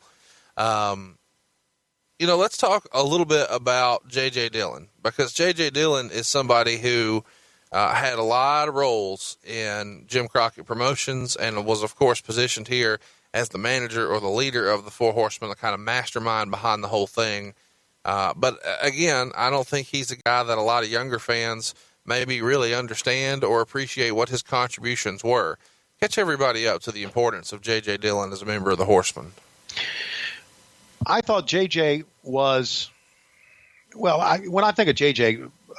Conrad, I think of the guy backstage, and I think the organized guy backstage who kind of put everything together. Dusty was the creative mind. and had all these great ideas, but it was JJ that made sure that they were on paper and they were concise and they were moving forward and they were organized. JJ's presence at ringside, he was always serious. He wasn't as verbose as a Jim Cornette and wasn't as active as a Jim Cornette, but he was kind of the serious guy of all these guys talking, and he kind of, as he did backstage, kind of was the center point glue for what they were doing. I mean, there were not, when you think of the Horsemen, take a look at the cover of Dick Bourne's book. There are 2 horsemen on one side, 2 horsemen on the other, and who's in the middle? It's J.J. Dillon. So he was kind of the center point that held everything together, and he came across as he was a very intelligent guy, and even though he didn't wrestle, and he did wrestle some, I know, but at that time he didn't wrestle much, he was the guy that held them together. Well, and before they could be held together, they had to get together. And according to the brand new Horseman book, which is available at whw.midatlanticgateway.com, Dick Bourne writes that perhaps the earliest indication that these wrestlers were starting to come together as a group is when Tully Blanchard comes to the aid of Ole and Arn Anderson in breaking Sam Houston's arm, and that happens in August of '85. David Crockett would refer to this on air as the Unholy Alliance. Did you see the progression of these heels coming together already? Do you remember seeing that in August of '85? Yeah. Or was it only Rhodes who thought, hey, maybe we're putting something together? No, I think you could see them coming together. And I think Dusty was behind all of that. But it was pretty apparent that they were kind of forming an alliance, heels being heels sticking together. Ric Flair used to always say, the thing a heel needs to do is to run with his own kind, be in a gang, and then when he got beat, lie about it, and then go forward. You could see them coming together back then. Let's talk a little bit about Sam Houston. I don't know when we'll talk about him again. What was his upside? Did you think that he had more potential than what we ultimately got to see? Did he fall out of favor?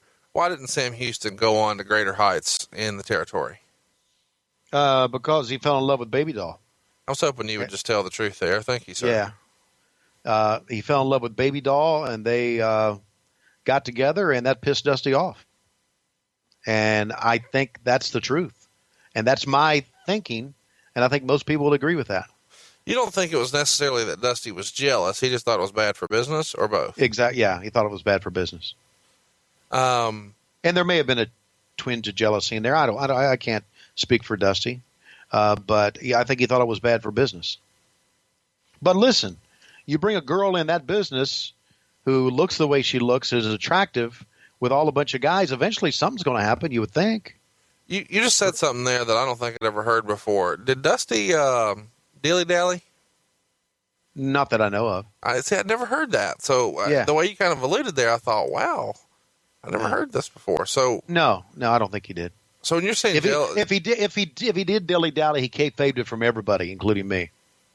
Yeah, a lot of the guys didn't kayfabe, but that's the understatement of the entire series that we've done. A lot of guys didn't kayfabe it. No, they just fucked as many girls as they could. I've been told that once upon a time, Flair would throw parties at his house.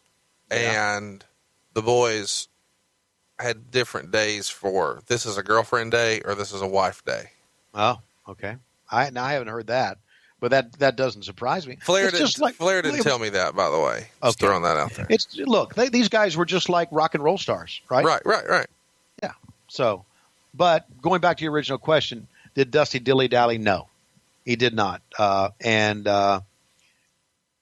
He removed himself from all that. And I think that's, I think that's why he was so upset about, to me, that's why he was so upset about Sam and Baby Doll, was because he removed himself from it and he thought maybe that she should as well and Sam should as well. But listen, back then it's different than it is now because the business is out in the open now, but it just wasn't good for business back then.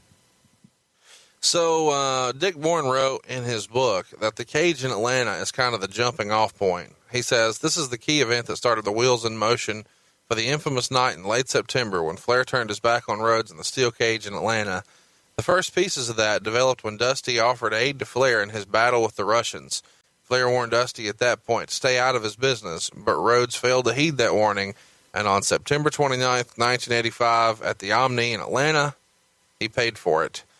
So let's set the stage here for one of the greatest angles or moments, maybe heel turns, in the history of our great sport. Flair and Dusty are feuding, and the tenor of their feud is based on who was better. And these guys are going back and forth with promos pretty regularly here. And they had even exchanged the NWA World title a couple of times by this point. Flair, at this point, is feuding with the baby faces, but also the heels, like Ivan and Nikita, as well as Crusher Khrushchev. So Flair is not really a heel here, but he's not really a baby face, but we all know Flair was better as a heel, at least in my opinion. But is it fair to say, based on his feud with the Russians, that he was gaining popularity as a face at the time? Yes. As the world heavyweight champion, you had to challenge everybody. As a guy who, even Koloff or even, Nikita, who was a super heel back then, and the Road Warriors, who were super baby faces back then. But Flair could not deny that he was gaining in popularity as a baby face without even trying, because you liked his shit. He could be dirty and you liked his shit. So he was gaining popularity as a face, not because he was doing promos on heels, just because he was Ric Flair. He was great as a heel. I mean, I'm talking about the late 70s when I started watching. He was tremendous as a heel. And then as time wore on, he had been there so much, and he had done, his rap was so good, you loved it. You absolutely loved it. And so he became a babyface probably without even trying to be one. Make sense? It does. It feels kind of weird to talk about now, but yeah, we want to try to tell the truth here and be honest. And over the years, Flair and Dusty have had kind of an on-again, off-again relationship. Some days they got along great. Some days they were cutting promos in real life on each other. They ended, when Dusty passed away, they were on really good terms, and they had kind of patched things up and just let it all be water under the bridge. But there was Can I say something about that? Please do. All right.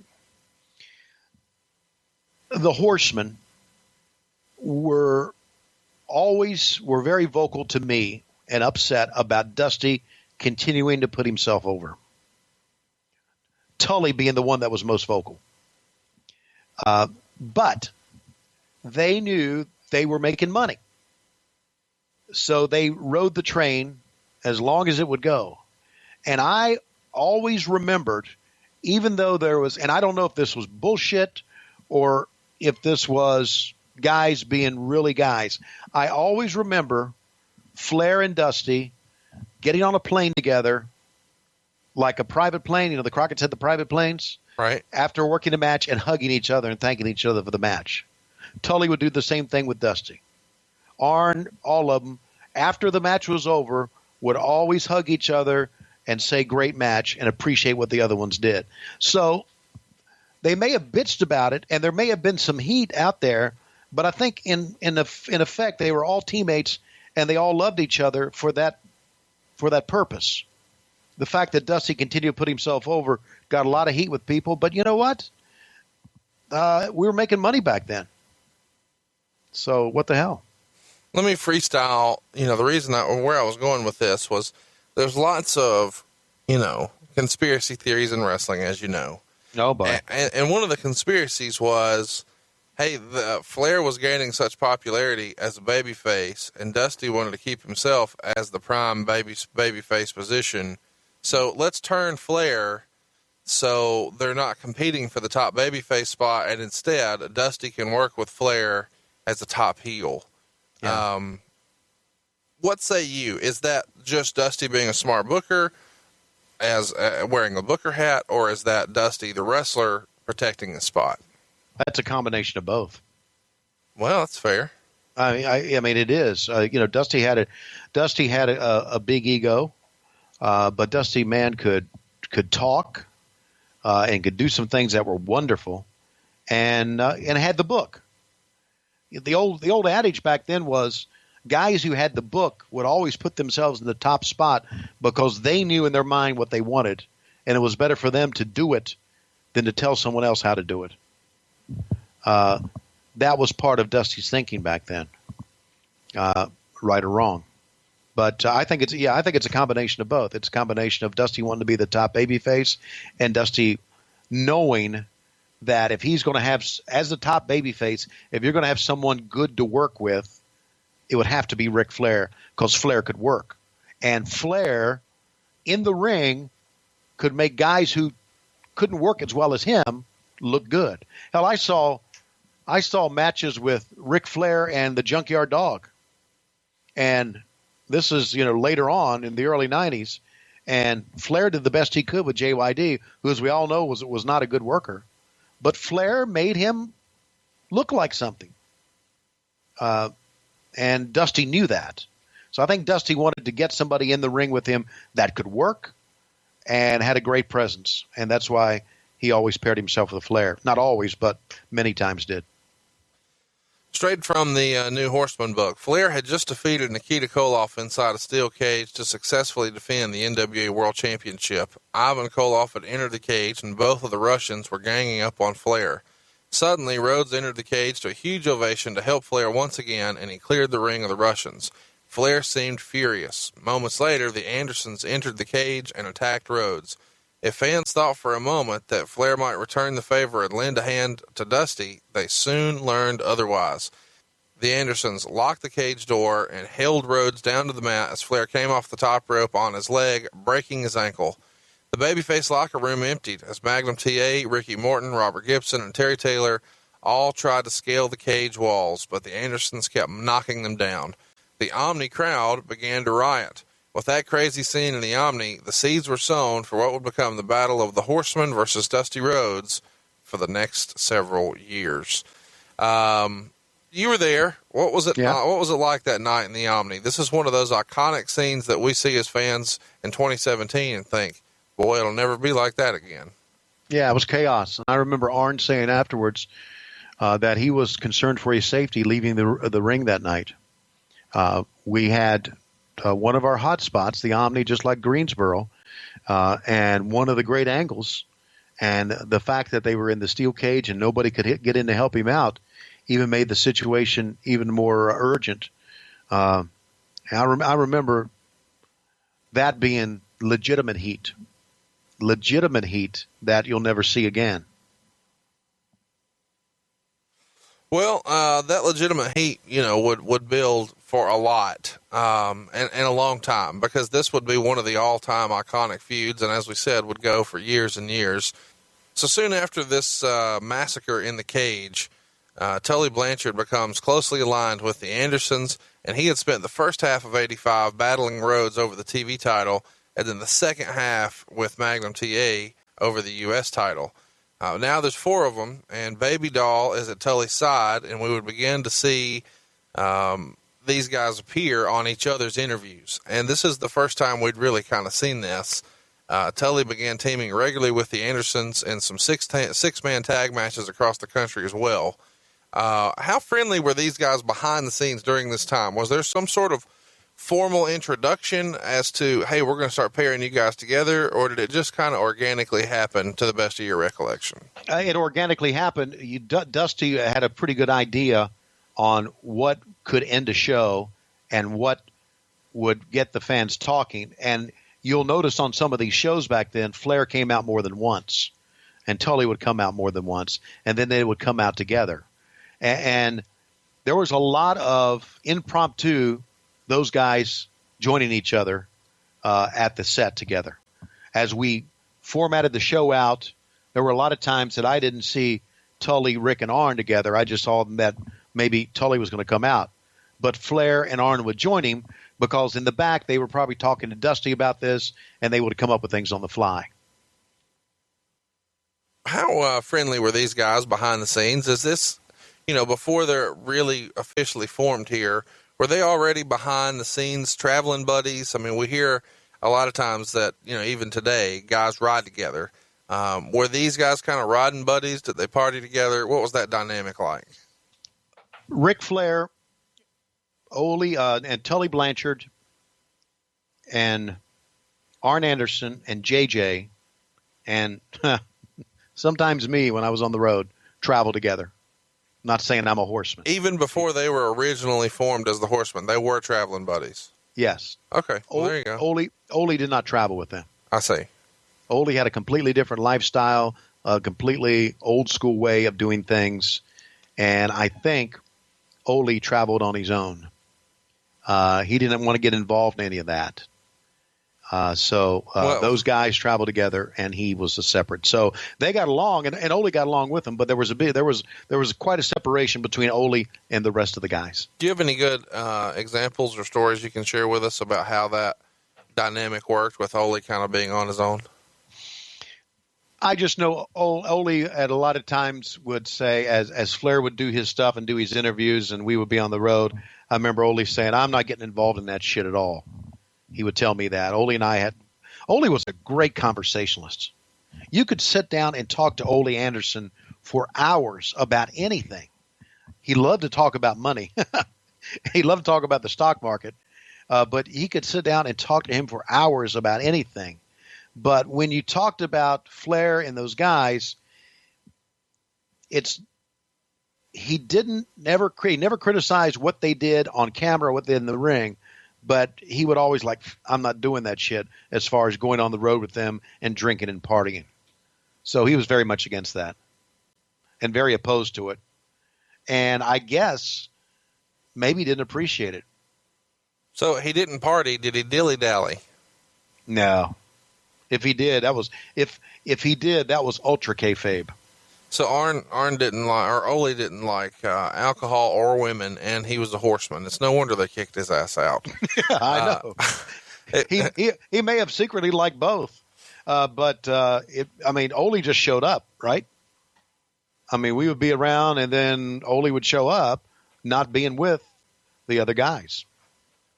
There may have been sometimes because of need and because of just at the right time that Ole would hop into a car and go to a town with them. But Ole never went to the bar. Ole never went out to dinner. And I don't know why he didn't, because Flair always picked up the tab, and Ole was so fucking tight that he would have loved that. Well, I tell you what, you could tell Ole was tight because he used to wear those T-shirts on TV that were just iron-on letters. That my favorite was the one that said, "Damn, I am good." I'm a big fan of that one. And he wore those burgundy trunks and those boots with the gold stripes on it that he wore from the 60s, I guess.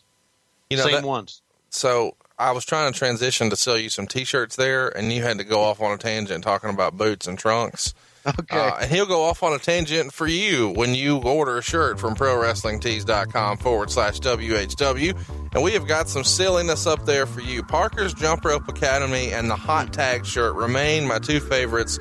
But Tony, I don't even know that I told you this, but I've actually got our friends over at Pro Wrestling Tees working on some new shirts. Did I tell you this?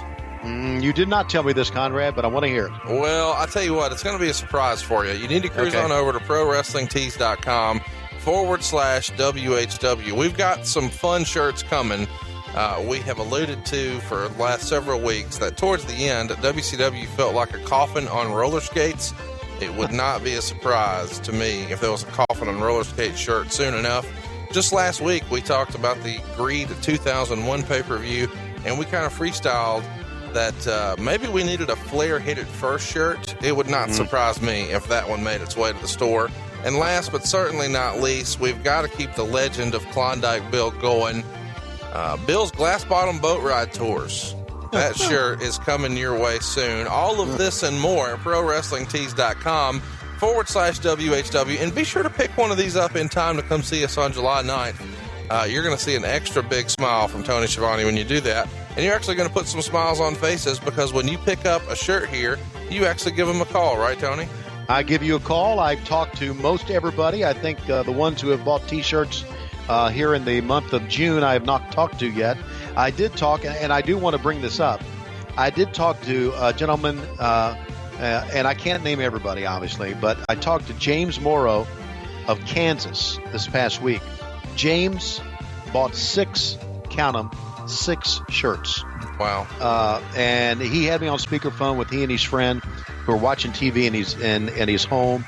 And I appreciate that. I appreciate Norge Arca, who has probably bought about 7 or 8 shirts by now. I just want to bring up some of these. I haven't been able to call the people who are overseas as of yet. I called one guy, but we've had a guy from Germany buy a shirt. We've had a couple of guys from Australia, a number of guys from England buy a shirt, and I haven't been able to make those calls yet, but I will give everybody a call. I enjoy talking to everybody. It's good for my ego, obviously, because they all say very nice things to me.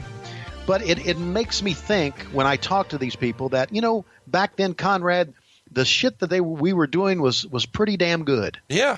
And so I really, and some of the people don't know what to say when I'm talking, and, some of them won't shut up, which is good. I just enjoyed it. And they all say, I know you can't spend much time with me. Yeah, I can spend time with you. Keep talking. This is what it's all about, being able to connect with the fans on a one-to-one basis that we never really had a chance to do back then. So I appreciate all of that. The wedding for my daughter that's coming up in March is moving forward as far as me paying for that. And the fans and you, Conrad, are all and Court Bauer, all a big part of that. So it's been great. Buy a T-shirt. I saw it when we were at the Legends of the Ring last week in Monroe. A guy had a Blockmaster T-shirt on. And he walked in front of Shockmaster with that, and I saw Shockmaster look at that and stare at it as to say, what the hell is that? But I appreciate all of that. You probably wouldn't be surprised that I hear from a lot of people everywhere who have listened to this podcast and then say, I'm buying a shirt, damn it. And I say, then damn it, if you're going to buy a shirt, wear it with pride. Okay? If there's a shirt that says slap dick on it, walk in your favorite restaurant with that shirt that says slap dick. That'll be certainly a conversation piece. Well, and there was no bigger conversation piece in the mid-'80s than the Four Horsemen and the formation. And you actually get credit for the name The Four Horsemen in the brand new Four Horsemen book. Let's kind of set the stage. Dick would write, it was in early October that Arn Anderson began talking about the 4 of them as a unit, referring to them as the elite group of professional wrestling. It's believed that at some point around the same time, Arn first coined the phrase the Four Horsemen to describe the group. Not since the Four Horsemen of the Apocalypse have so few wreaked so much havoc on so many. And that's Arn's quote. So as far as the initial formation of the Horsemen, the fact that they get along, they're doing promos together on the TBS show, it feels like a lot of this just happens organically, but now it's definitely the plan. This promo from Arn Anderson is a little bit of a mystery as to when it was first mentioned, but Dick believes that it happened during a local promo on one of the Crockett syndicated programs, and we've actually got a clip, which is the first time you think you remember it being on TBS that we're going to play on the show, right, Tony? Yeah, that's right. And Dick put this in his book that it happened in leading up to the Gathering in 1985 on a WCW Saturday night, which was the first time it was mentioned there. But again, as you said, and as fans I think realize by now, there were a whole lot of interviews done other than what they saw on TBS. Whole lot of local promos done. Right.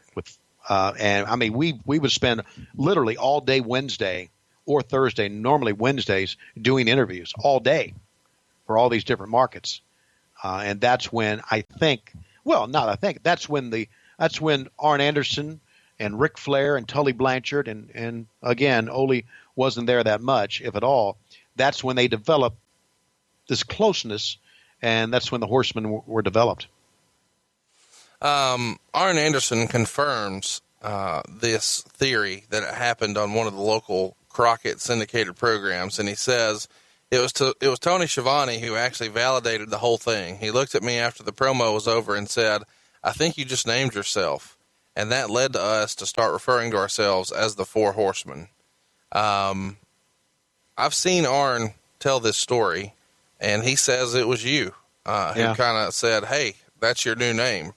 Do you remember this particular moment in time, or this being a discussion after that by accident Arn had let some gold fall out of his mouth? You recognized it, and the Four Horsemen was a thing?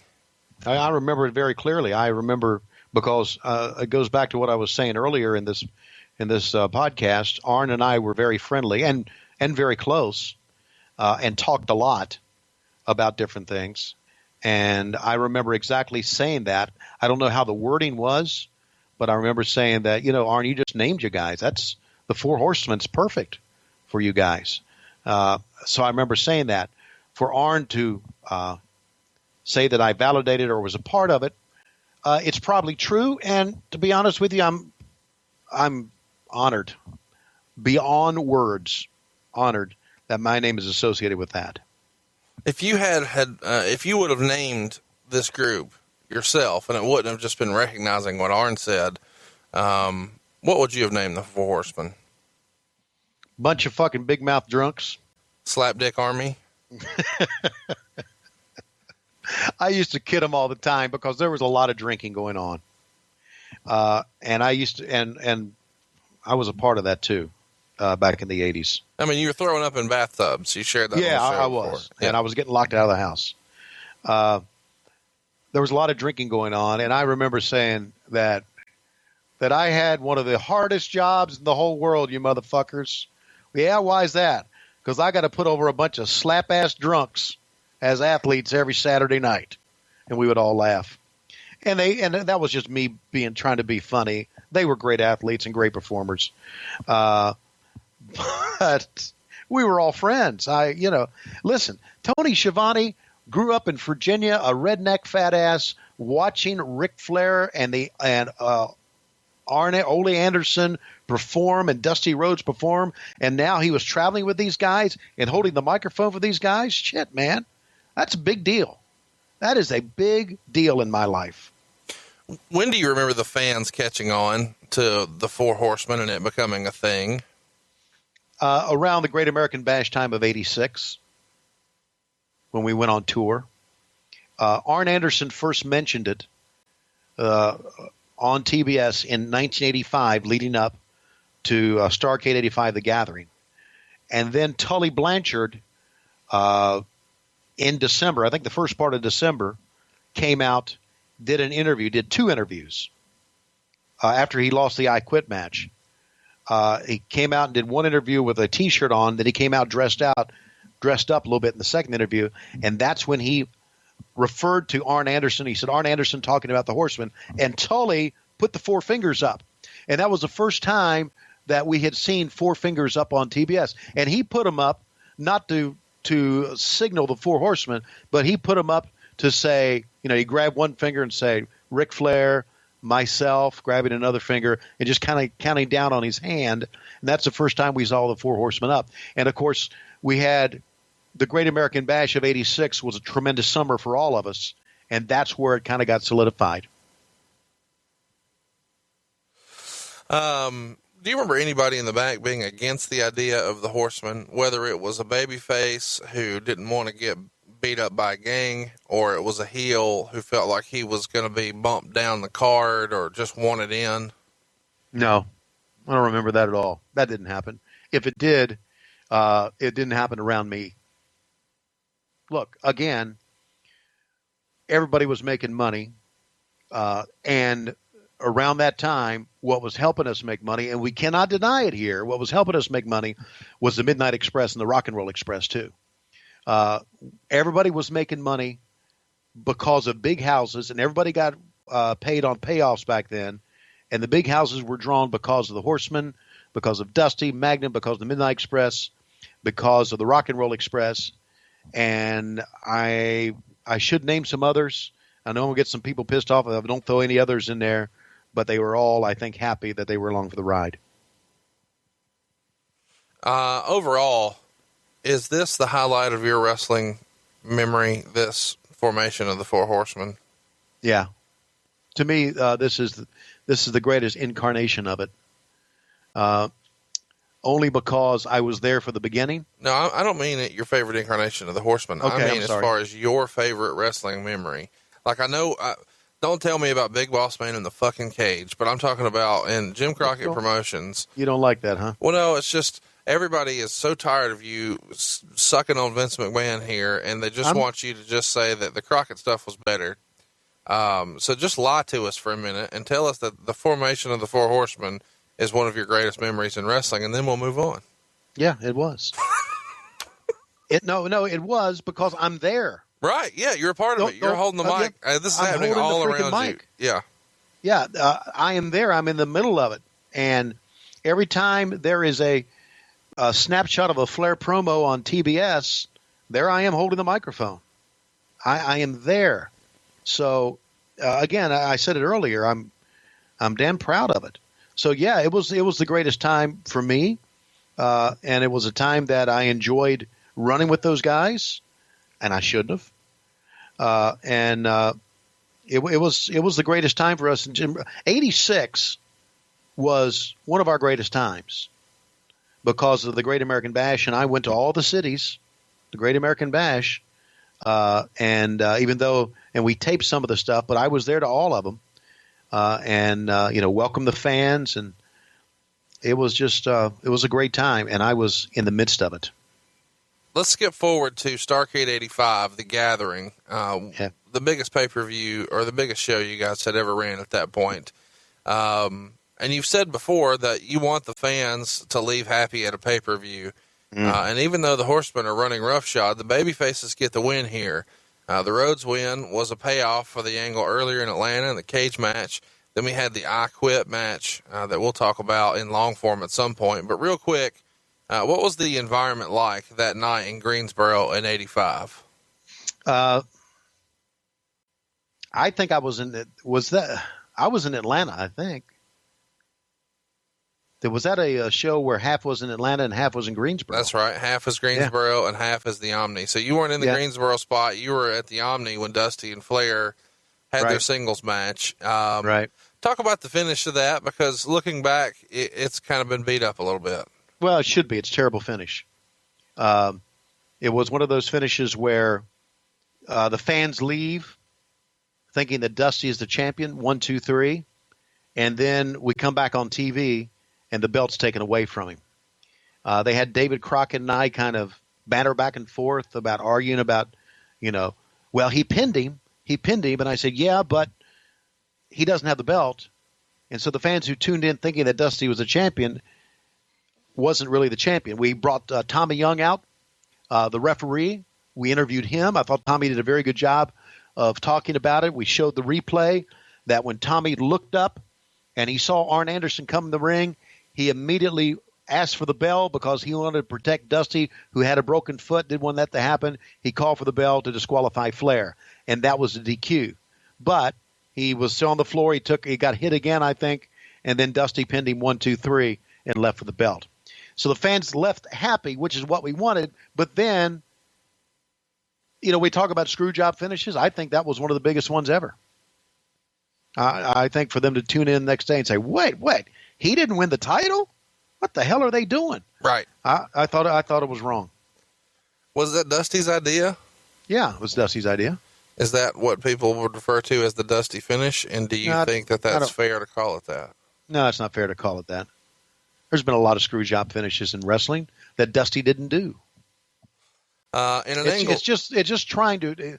It's an attempt to further a storyline. That's what it is. And you can give an opinion to it all you want and say, well, it's a screw job finish. But then you can stop and you say, wait a minute. If Dusty had this massive ego and he wanted to be the champion, why didn't he win the title that night? Because Dusty wanted to further the angle and move on down the road with it. And he thought that would further the angle. That was his thought of furthering an angle. And in effect, it worked. It didn't work. Some things work and some things don't. On Worldwide in early January of 86, we see Tully break it off with Baby Doll. He actually slaps her on television. Buddy Landell had been fired, and JJ quickly shifts from managing Buddy over now to Tully. So Baby Doll is out of Tully's corner, JJ is in, and of course, Baby Doll is now aligned with Dusty, which we talked about a little earlier. Did Tully like having Baby Doll to the best of your recollection, and did they not get along, or was this simply Dusty wanting her on his side. Oh, I don't think Tully liked having her with him. Right.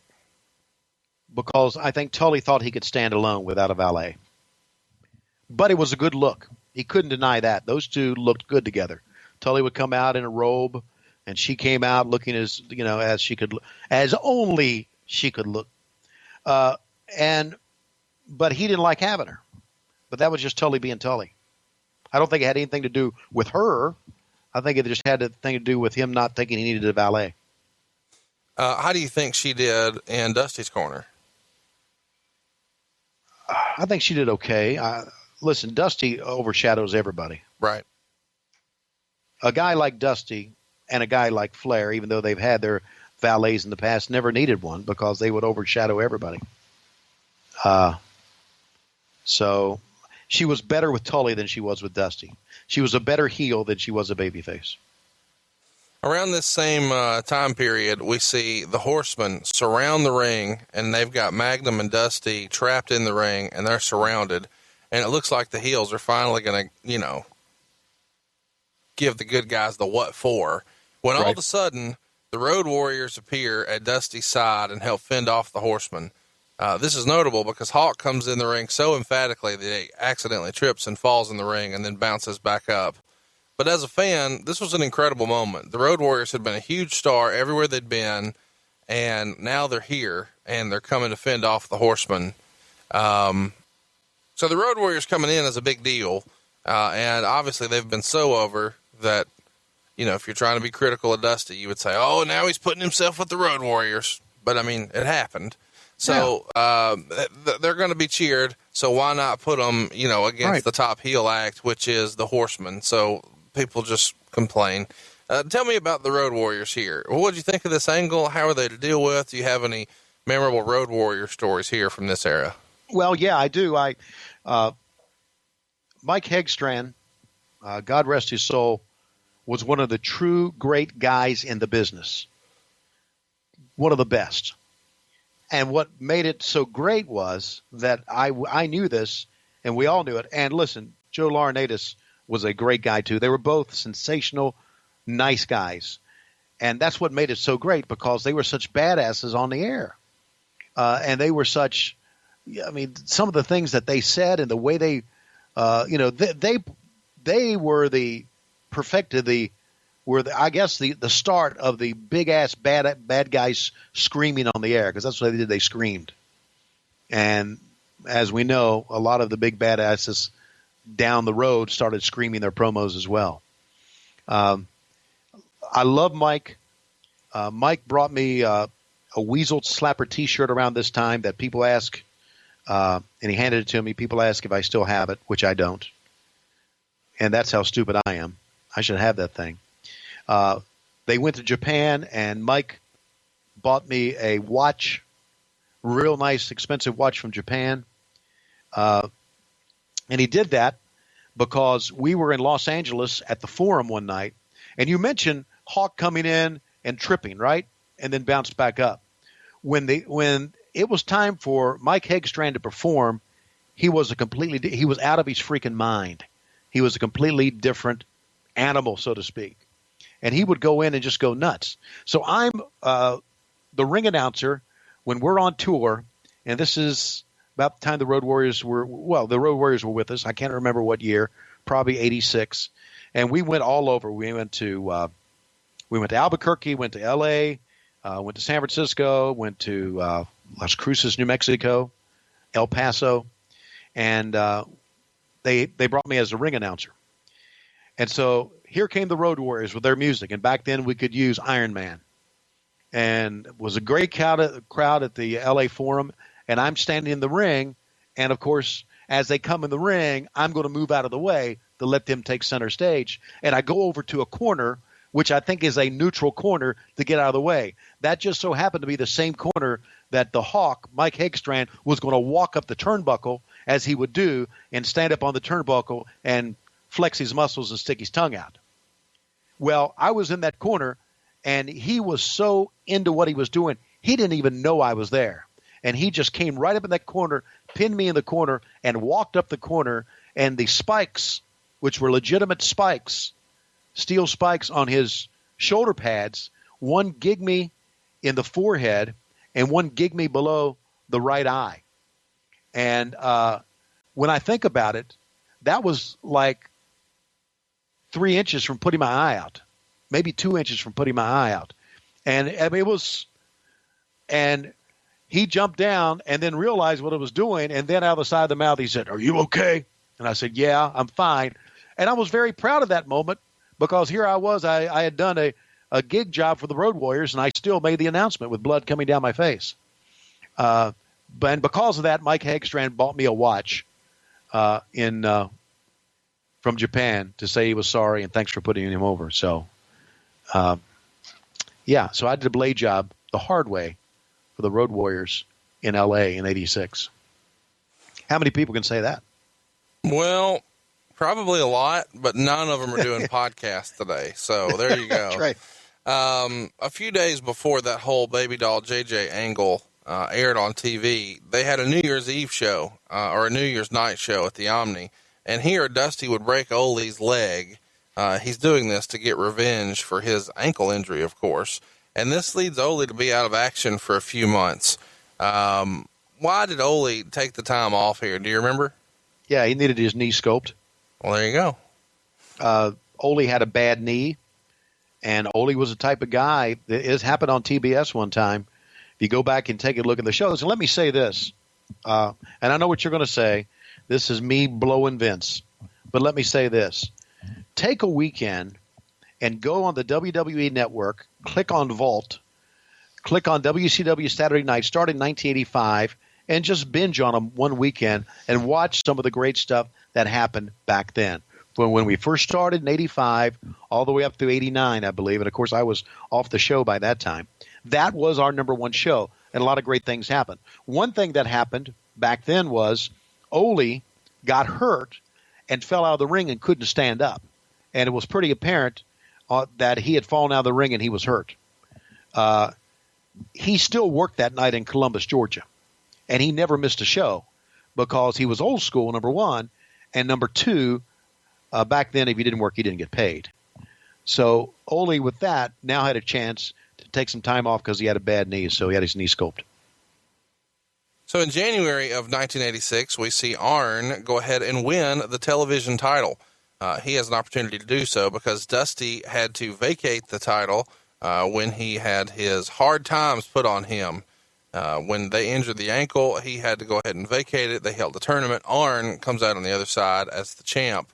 But in February, Arn and Ole are stripped of their tag belts because Ole can't defend it. So at this point, we've got kind of a lot of gold going through the hands of the Horsemen. Flair, of course, debuts the big gold belt in February of '86, and in March, Tully beats Dusty for the National Heavyweight Championship. Arn has done it all here in Jim Crockett Promotions, but did you prefer Arn as a single or as a tag wrestler? I preferred him as a single talker, but a tag team wrestler. Arn's greatest, Arn became a member of the Brainbusters. Arn and Tully were a great tag team. Arn and Larry Zbyszko were a great tag team as the Enforcers. Arn and Ole were sensational. I liked Arn coming out talking by himself, but I liked Arn as a tag team wrestler. I guess maybe it's because I saw him most as a tag team wrestler. I'm not so sure. Let's talk about what Ric Flair's doing next. He's going to start working a pretty memorable feud at the time with Ricky Morton, one half of the Rock and Roll Express. Right. They had phenomenal studio segments here inside the TBS studios. I want you to kind of tell us some of your favorite memories of these Ricky Morton, Ric Flair studio interviews. Of course, they had a series of matches on the house shows that drew big houses, and it was a hot feud for months. But the studio stuff really set it off, and you were there for all that. Yeah, I was there for all of it. Ricky Morton had a great interview. Ric Flair had the Ric Flair interview, and Ric Flair, he came out with the teeny bopper stuff and the training bras and all that stuff, knocking on the fans of the Rock and Roll Express. And the Rock and Roll Express were brought in, as I remember Jimmy Crockett saying, to bring in 12-year-old girls. But, of course, they brought in all types of girls all ages that loved him. Even the older ladies loved him. Ricky Morton was the face of those teeny boppers, and he was their hero. And Flair was knocking on that. And some of the great things that he gave me to give to Ricky Morton were memorable stuff. And but as memorable as those things were, they weren't as memorable as the matches were, because those matches were sensational. Because Ricky Morton was one of the, and still is, will be remembered, and I'm glad he's in the Hall of Fame, will be remembered one of the greatest sellers of all time, along with one of the greatest, if not the greatest worker of all time. On the Worldwide Wrestling program that aired on June 7th, we would see Ric Flair defend his title against Dusty Rhodes in Spartanburg, South Carolina. It looks like Rhodes is about to win when all of a sudden Arn and Tully hit the ring and do a number on Dusty Rhodes before the Rock and Roll Express and Magnum TA make the save. And then all of a sudden, Ole comes back and makes his return. And then we see the Four Horsemen celebrate their reunion. And Arn delivers one of the more memorable interviews ever. He closed it with, "We're going to get rid of Dusty Rhodes. You bank on it, you go down, and you can bet on it. I don't care. Help someone, I don't care where, I don't know when. All I know is it's going to be done. And right now we're going to do a little bit of celebrating because the Four Horsemen are back in business." And this is memorable because, at least in my worldview, this is the first time all of the Horsemen put their hands up at the same time, holding up the four fingers. And it became a Horseman thing from the rest of the Crockett years and WCW. But it first happened here on June 7th. Do you remember this particular promo or angle or situation? Yeah, I do. I remember it because I was, and I'm still, this is really old school. I was always kind of against having a match like this on TV, but I think it all kind of worked out its way out because it was a pretty decent angle, and it helped solidify the Four Horsemen. Let's be honest. We remember the Four Horsemen because Flair is a centerpiece. But let's not forget that Arn Anderson started naming the Horsemen. Arn Anderson gave the great promos with the four fingers up. So he was the guy that developed the Four Horsemen persona. Right. Yeah, I mean, you can't argue that. Did you ever get any heat or any trouble for smiling and enjoying some of these interviews? Because these guys are supposed to be heels, but sometimes you can't help yourself. And when Flair's, cutting a promo, you're grinning ear to ear. But David was guilty of this as well. Right. Was there any discussion about that at the time? No, I never got heat for that. Not at all. I think our commentary took care of that because, we were really against them doing things. There was one time when Flair picked up Sam Houston and gave him a suplex on the floor at TBS, and we were both getting on Flair about that, and how can the world champion act like this? And then maybe 2 or 3 weeks later, he would bring out some girls and say something funny, and we would all smile. So, no, I never got heat for smiling at all. In July of '86, the Great American Bash in Greensboro, North Carolina, we see Dusty Rhodes beat Flair for the world title, and this happens in his 13th of 14 scheduled title defenses in about a 30-day run for Flair. From July 1st to August 2nd, he would defend the belt against Ricky Morton, Road Warrior Hawk, Ron Garvin, Nikita Koloff, Robert Gibson, Road Warrior Animal, Wahoo McDaniel, and Dusty Rhodes. Ultimately, Dusty is the guy who gets the win here. This Great American Bash Tour 1986, I'm sure we'll have a show long form on at some point in the future, but what was the thinking here in putting the belt on Dusty Rhodes? Why isn't Magnum TA ready for the spot here, in your opinion? Yeah, well, that's a question I can't answer, but I remember looking at our Great American Bash tour, and I remember seeing Dusty versus Flair in Greensboro, and then Dusty versus Flair at the end of the tour at Atlanta Fulton County Stadium. And I remember, I don't know who I said it to, I think I may have said it to Sandy Scott, who was, Sandy and I were actually shared an office. The great Sandy Scott, may he rest in peace. I told Sandy, I said, I can see what's going to happen here. And he said, what? I said, Dusty's going to win the title in Greensboro, and he's going to lose it in Atlanta. And that's exactly what happened. I was so proud of myself for figuring this thing out, because I think Dusty wanted to win the title during the Great American Bash, but he ultimately wanted to give it back to Flair. So that's how it happened. 2 weeks later, Rhodes would lose the title after being weakened in an ambush by JJ and Tully. And then 2 weeks after that, Baby Doll would turn on Dusty. And Dick Bourne wrote in the Four Horsemen book that it caused a near riot. What do you remember about this angle and Baby Doll turning? This feels like it would have been the one of many horseman turns, so to speak. Yeah, I actually, it was a hell of an angle. It really was. I mean, the Horsemen had a way, and Dusty had a way of booking things that would give legitimate heat, that would cause, as you said, a near riot situation. He was good at that. And as much as we may have smiled at Ric Flair and all the funny things that he said, some of the dastardly shit that they did in the ring and the turns that they made were good wrestling angle shit. It was. Let's talk about one of the more, it's worth mentioning, Baby Doll was gone a month later and was never back with the Horsemen. Right. In October of '86, we had maybe one of the more memorable Horseman television moments of all time. We see a camera in a car with the Horsemen following Dusty to the offices of Jim Crockett. And they get out and they hold Dusty down and then they tie him down and then hit his arm with a foreign object like a tire iron. And you see Dusty yell, "Make it good." And there was lots of debate in the dirt sheets at the time as to whether or not that was supposed to be left in, and it was him as the kind of the director, or was it him being, "Hey, if you're going to shoot me, you better make it good," the old cowboy type. And later we're shown the full attack, complete with a black dot over the injury. So it's left to our imagination as to how bad the injury he sustained was. This doesn't necessarily hold up as well today, but at the time, man, this was some innovation and one of the hottest angles in the business. What do you remember about this one in particular? The fans, some of them still today remember the angle. And everybody, I think everybody listening remembers this one. Yeah, it had an impact. And I was kind of behind the camera when all this went. I mean, I wasn't running the camera, but I was on the other side watching it take place. Dusty's comment was made to be, what he wanted to say there was make it look good. In other words, if you're going to shoot me good. It wasn't him being a director there at all.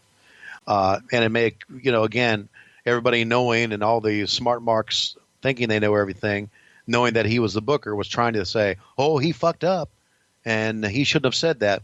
But that was what he was doing. You got me. You're going to do something. You better make it good because I'm going to come back and kick your ass. Is kind of like what he was going to say, or what he meant at that time. It was for that time. It was a hell of an angle. It was a hell of an angle. It was way different. I think that's what I liked most about it is, it wasn't presented in the same way. It was shot kind of guerrilla style. It was revolutionary. So the angle actually airs on October 18th, 1986. So it was taped before Magnum TA's terrible car accident, but it aired a week after. What would the plans have been, at least from what you recall, with Magnum TA and the Horsemen? Were they going to plan to put him with Flair at the next Starrcade, at the next Great American Bash, or do you know any of those specifics? He was going to be with Flair at the next Starrcade. And the thought was that Magnum at that next Starrcade was going to become the World Heavyweight Champion. And of course, it didn't happen like that. Nikita Koloff ended up wrestling Flair, taking Magnum's spot. Now, all of this, injury to Magnum changes everything because you'd have got current plans and future plans, and they really need Dusty to have an ally against the Horsemen, and he gets one on October 19th. And one of the more shocking turns in wrestling history at the time, Dusty and Magnum were supposed to face the Horsemen in a steel cage in Charlotte on October 19th. Blanchard is injured, so JJ is filling in. And Dusty is supposed to have a mystery partner since, of course, it can't be Magnum now. And in a dramatic moment, Dusty goes to the back and gets Nikita Koloff, who had never even sniffed at being a babyface before. And Nikita comes into the ring for a second, surveys the scene, and then starts attacking the Horsemen, and the place explodes. How emotional was everyone this night? On the heels of Magnum being injured, it's kind of like Dusty needs a hero, and everybody's a little down after Magnum's injury. And now Nikita here, after being a long time heel, but he's a big jacked up dude. The place just goes nuts. Probably one of the more memorable nights in Crockett. Wouldn't you agree? Yeah. I was standing beside a Jimmy Crockett when that happened. And Jimmy had tears, literally had tears going down his cheek. And he even looked at me and said, man, I can't hide my emotions from this night.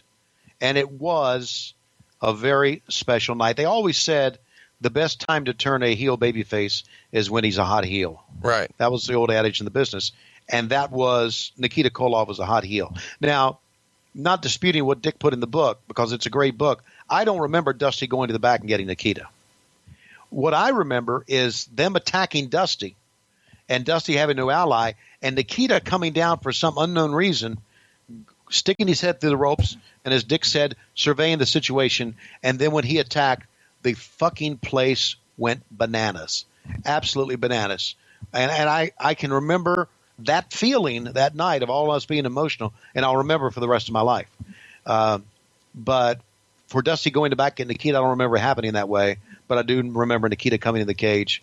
And he came in the cage, and they wanted him to look around as if you think he was going to also jump in on Dusty, because they were hammering Dusty at that time. And, Dusty had no partner. And then when he looks around, all of a sudden, he helps Dusty. That's when people go nuts. And, of course, that began the turn of Nikita to a babyface. And as if you think about it now, it was the only thing probably we could have done as far as having someone takes Magnum's place, but maybe turning Nikita babyface was not a good idea, because he was a much better heel than he was a babyface. He was superhero. Let's talk about Starrcade 86. Of course, here we see Ric Flair successfully defend his world title against Nikita Koloff. Arn and Ole Anderson fail to become the NWA World Tag Team Champions in their match against the Rock and Roll Express that we referenced earlier. But I want to ask a follow-up question about Nikita. It feels like this could have been a time to put the belt on him, similar to the way, they did when Kerry Von Erich got a brief title run after David had died. Obviously no one died here, but since Nikita's kind of filling in for Magnum, wouldn't it have been a huge pop had Nikita actually won the belt at Starrcade 86, even if he only kept it for a couple of weeks? Yeah, and that's armchair quarterbacking now. But at the time, you thought it was the right call to keep it on Flair? Yeah, I thought so. Okay. In December of 86, we start to see the seeds are being sown for some Horseman dissension. Arn does an interview where he says he was promised the tag team shot, and since he hasn't gotten that, he's going after Nikita's U.S. belt, and he says he will personally restore the name Anderson, and Ole looks surprised. Ole has an interview on World Championship Wrestling that JJ interrupts to say that Arn has a contract to wrestle Nikita for the title, and Ole looks annoyed. When did the talk of breaking up the Horsemen first start, to your recollection? And why was Ole chosen as the odd man out? Because Ole was a guy that made things look real. He was a perfect guy to do this with. He was the oldest one of the group, so to speak, and the old school guy, and it seemed natural for him to do it. The talk of breaking up the Horsemen or having a problem within the Horsemen was really near the end of the Great American Bash, near the end of that year, 86. And Ole is wanting to do more just office stuff and kind of retire from his in-ring work. And did they already know at that time, hey, we're going to look towards Luger, or do they start to think, hey, who could be the guy? Or when did we know that Luger would be the guy to make the replacement? I think we knew almost immediately, and I don't think this was a Horseman decision. I think it was a Dusty decision. Okay. So we've got little nuances, building to this moment when Ole would get kicked out. Arn would do commentary on an Ole match where he was critical of Ole. Arn would keep talking about being embarrassed that he doesn't have a belt. Tully would overly praise Ole in interviews. And then all of a sudden, as we said, the big dog arrives. The can't miss superstar Lex Luger makes his debut on WCW and tells Tony that he wants to be a Horseman. Did you and everybody else at the time feel like Luger, because of his look, was just can't miss? Well, his interviews weren't good. Right. He wasn't a good worker. He was an anomaly in that he was given a top shot just based. So I wasn't so sure that he would make a good member of the Four Horsemen. Now, let's keep in mind that I named the fucking crew Conrad, so you had to go through me first, right? Sure.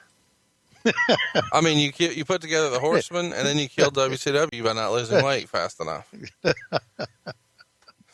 I'm not, I mean, I think we all knew that Luger would, if they were going to get the next star to be a Horseman, Luger was going to be that guy. It couldn't be a member of the Road Warriors because they had their own team. So he was the man. So later in this same show, it seems like all the issues with the Horsemen are smoothed over. And a couple of weeks later, JJ would announce that Luger is now an associate member of the Horsemen. And later in that very same show, Lex would join the rest of the Horsemen in a beatdown of Barry Windham, and then he would join the Horsemen in Unity at the end of the show. Ole was not present for that. Now let's fast forward. February 27th, 1987, it finally happens.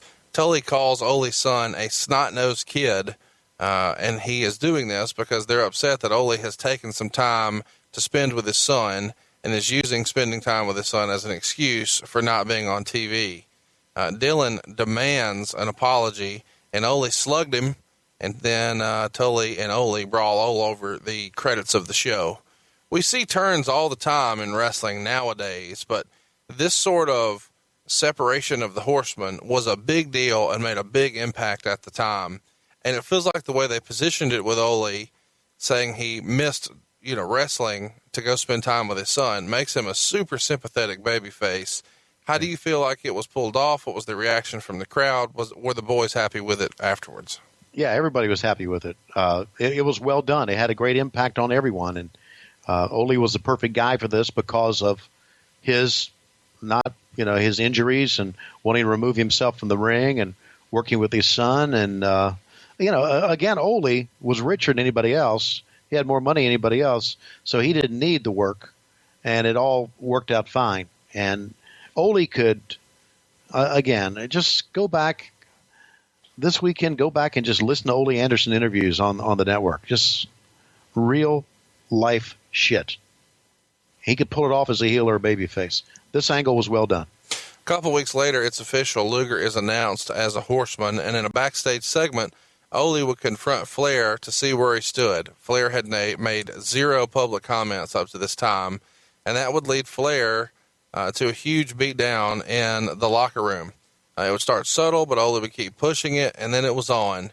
It seemed very reminiscent of when the Horseman turned on Sting a few years later. A subtle nod from Rick as he says, "Do what's best for yourself before you get hurt," and then totally flipping out and leading the beatdown with the other Horsemen when Ole didn't heed the warning. Do you consider this to be like the prime of Flair's career? I think most people consider like 84 to 86 his prime. Yeah. Maybe some of his better matches were in 89, but 84 to 86 are probably as good as it gets for Flair, wouldn't you think? Yeah, I think so. I think on a national level, yes. I think if you were like me and you watched some of his stuff with Ricky Steamboat in the old Mid-Atlantic Championship Wrestling days, you would think that was his prime because they had some great shit back then. But on a national level, this is probably right. In May of 87, Dark Journey would be introduced as J.J. Dillon's executive secretary. I can't wait to get your thoughts on her. You're licking your lips right now. What did she bring to the Horsemen? And what was the thinking as to what the Horsemen were missing that Dark Journey could bring? Yeah, I don't know what she brought to the Horsemen, to be honest with you. But I know what you're getting at. I didn't say anything. Yeah, I know you didn't. Okay. On June 6th, Tully would beat Dusty. Hang on. Okay, we got something. All right. We got something here. Dark Journey was a gorgeous woman. Probably still is. She's probably a very lovely lady. Oh, gorgeous. Absolutely gorgeous woman. We were at the stadium, and I don't know when it was. This probably was the Flair and Ricky Steamboat match I was talking about for the Great American Bash. Maybe she was there. Maybe it was later. But we were at the stadium in a big show, and she and I were talking. And I remember this vividly. She said to me, "I need a ride home. Where do you live?" And I remember in my mind thinking, oh my God. Oh my God. And I said, well, I live down in Matthews. And she said, that's on my way. Could you take me home? And I said, hang on a second. Let me check. And I went to the backstage area pretending to talk to somebody and came back and said, no, I'm supposed to go with so-and-so. I'm sorry. She said, okay, thanks. And you feel like you missed your chance. I don't know if I missed my chance, but I could have gotten a whole lot of trouble that night. With Lois, with Dark Journey, with Planned Parenthood. With my whole life. Even just the fact that, look, okay, because of my relationship with Arn and Rick and Tully and those guys, if they knew that I had taken Dark Journey home, it wouldn't matter if I had done something or not. I would have done something. So that would have lived with me for a long time. So I stepped out of that. I don't regret it. I wonder, but I don't regret it. So if there was a pro wrestling documentary about this, would it be called Jungle Fever, Tony Schiavone Takes a Dark Journey? No. Jungle Fever, Tony Schiavone sidesteps a dark journey. If we don't have a Dark Journey t-shirt, we're for Tony Schiavone. Well, there's no justice. On June 6th, Tully would beat Dusty in a $100,000 TV title match where some shenanigans would take place. Dark Journey would distract Magnum, making his return to ringside action, and JJ would take the money. Magnum did a somewhat sad promo on TBS the following week saying he should have held on to the money, but he wasn't strong enough to. Why was Magnum brought out here? He doesn't necessarily look like the Magnum that we remember. A lot of people have been critical of this since and say it was in bad taste.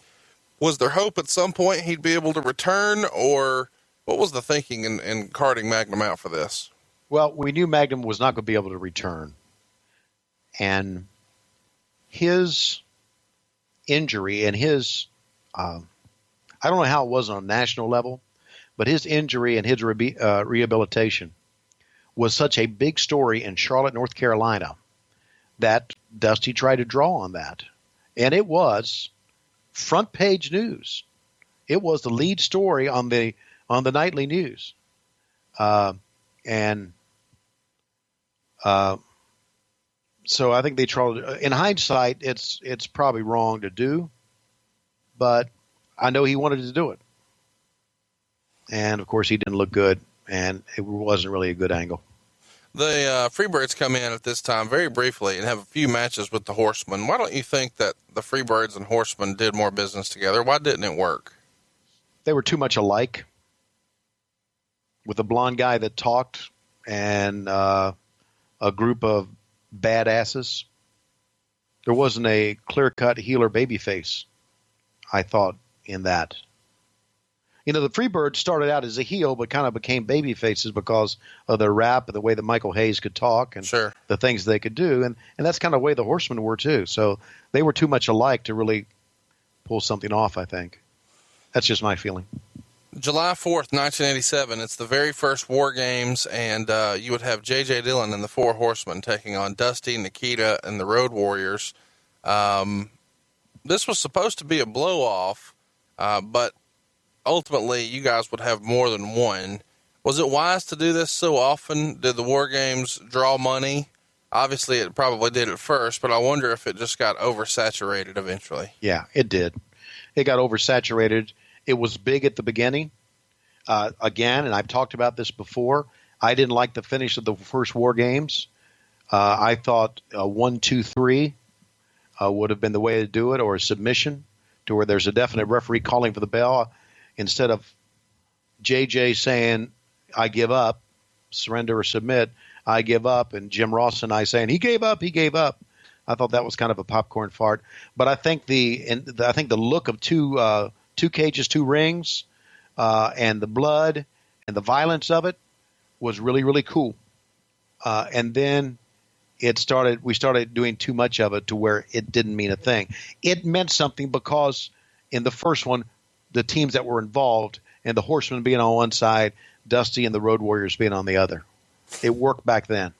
Of course, JJ gets destroyed at the end of this War Games by Hawk, right, separating his shoulder, never wrestling again. And the story is that all the Horsemen hated whenever Hawk would come in last in these War Games. Why is that? Really? Well, because he was a crazy man. I mentioned that before. I mean, he gigged me in L.A. When the lights were on. Mike Hegstrand was really Hawk. And so he could be dangerous. Yeah. And it was Potato City. Yeah. Luger beat Koloff for the U.S. Championship in a cage in Greensboro on July 11th, 1987. And it feels almost like Luger is kind of passing Nikita here on the way to the top. How would you compare Luger and Nikita? As workers or as guys, or what are you asking? In-ring performers in the wrestling business. I thought Nikita was a much better in-ring performer, especially when he first was Nikita Koloff in a super heel. The sickle was tremendous. He had that look about him. I thought Nikita was much better. And, Nikita believed his gimmick. He really, he changed his name to Nikita S. Koloff. That's his real name now. And he went through all the process. I don't know how much it costs for you to legally change your name, but he changed his name from Scott Simpson or whatever it was to Nikita S. Koloff. He believed his gimmick. He kayfabed it all the time. So based on that, I thought Nikita was a better character and a better worker than Luger. And it sounds like I'm shitting on Lex Luger, and I'm not. Luger brought a lot to the business. He really did. But, man, Nikita was, this is prior to the days of Magnum's injury, was a super fucking heel. Flair begins a feud with Ronnie Garvin, who dressed in drag and knocked out Flair in a match against his storyline brother, Jimmy. I'm sure we'll talk about this in more detail at the time, but is this the first time Ron Garvin was in drag? That I know of. I saw Ronnie at Legends of the Ring. He wasn't wearing a dress then, this past weekend. Has he fully transitioned now, or what's the deal? What are you trying to say? Well, I don't know. You're trying to say that down through the years in wrestling, the last name Garvin has kind of been a controversial name behind the scenes. You're welcome. I had to get you out of there. Thank you. I had to do a reach around. Okay, thank you for that. That whole thing was an angle with Flair and Precious. Right. And Flair kissing the mannequin. Remember that? It was and great. making out with the freaking mannequin. And when he knocked out Flair, that was in a video that we did. When Flair had he had won the date, I guess. And he Precious. did the hotel suite and the whole deal. He was washed his mouth out and spit it in a plant, and it's phenomenal. He's got his socks on with his shorts on, and Garvin comes in and knocks him out, chases JJ down, bumping the whole deal. It was hilarious. It was Ric Flair being Ric Flair, and that's where he got knocked out. And of course, remember the name of Ronnie Garvin back then was Miss Atlanta Lively. Well, there you go. Let's talk about some other ladies, because almost as quickly as she came, she went. Dark Journey is gone very quickly here. What led to Dark Journey getting out of town? I don't know. I have to. You know. You don't want to. No, I'm not saying it. Why don't you tell me what you think led to it? No, you got to give us some hints. Well, this is the show where we don't pull punches. What are you doing? I have no idea why she left. No, now you're lying. You're kayfabe. No, I'm not lying. I really don't why she left. Was it because she was having sex with somebody? I don't know. Did she have a pregnancy scare?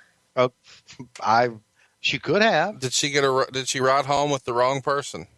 Yeah. As far as I'm concerned, she rode home with the right person. Well, we don't know. Okay. Yeah. Yeah. She was trouble. She was trouble from the word go, man. She was gorgeous, beautiful, and if she wanted Tony Schiavone, that fat ass announcer, to take her home, then she was trouble. They had another War Games at the Orange Bowl. This time we had Big Bubba under a mask as War Machine, replacing the injured J.J. Dillon. We haven't talked about Bubba a whole lot here in this run of Jim Crockett. I know if you put him in a match with Hulk Hogan in a big blue cage, you give it 6 1/4 stars. But what do you think of Big Bubba working under a mask here as War Machine? Well, Bubba was a tremendous worker for a big guy. And I'm not so sure the War Machine thing was good, but I thought Bubba had a lot of potential. And we were right? Yeah. I mean, he could work as Big Bubba. He could work as Big Boss Man. He could work as the Guardian Angel. Whatever gimmick he had, he did a good job of working in. So, loved him. Good, big guy. Could take bumps. Ronnie Garvin would beat the world champion Nature Boy Ric Flair in a cage match in September of '87. In hindsight, a lot of fans look at this and think it's a little WTF. But a lot of people make the argument that this was a good idea to put the title on Ronnie at the time. Was this trying to find the next foil for the Horsemen since Magnum's gone, Nikita's not setting the world on fire? Do the Horsemen just need a new, somebody new to battle with, and they think maybe we can make something out of Ron Garvin here? Yes, that was the thing. And Ronnie could perform quite well. He and Flair had good matches.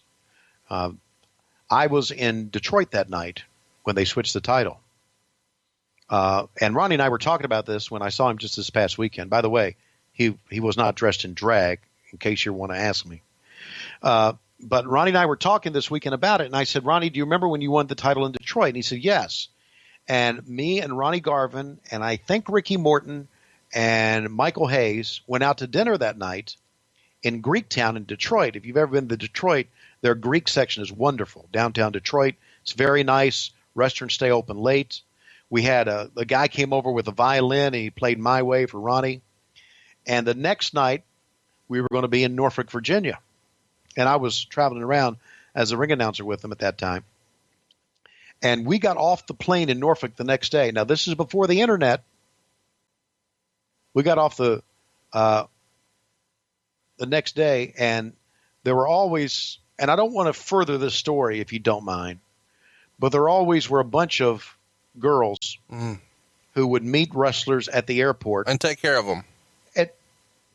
And what we mean by take care of them is drive them around, do laundry, help them get some food, stuff like that. Exactly. Yeah. And they were great kids. They were all great kids. And they always gave us rides. So they were waiting on us to get off the plane. And I remember getting off the plane, and one of them looked at me and said, so, would you stop that?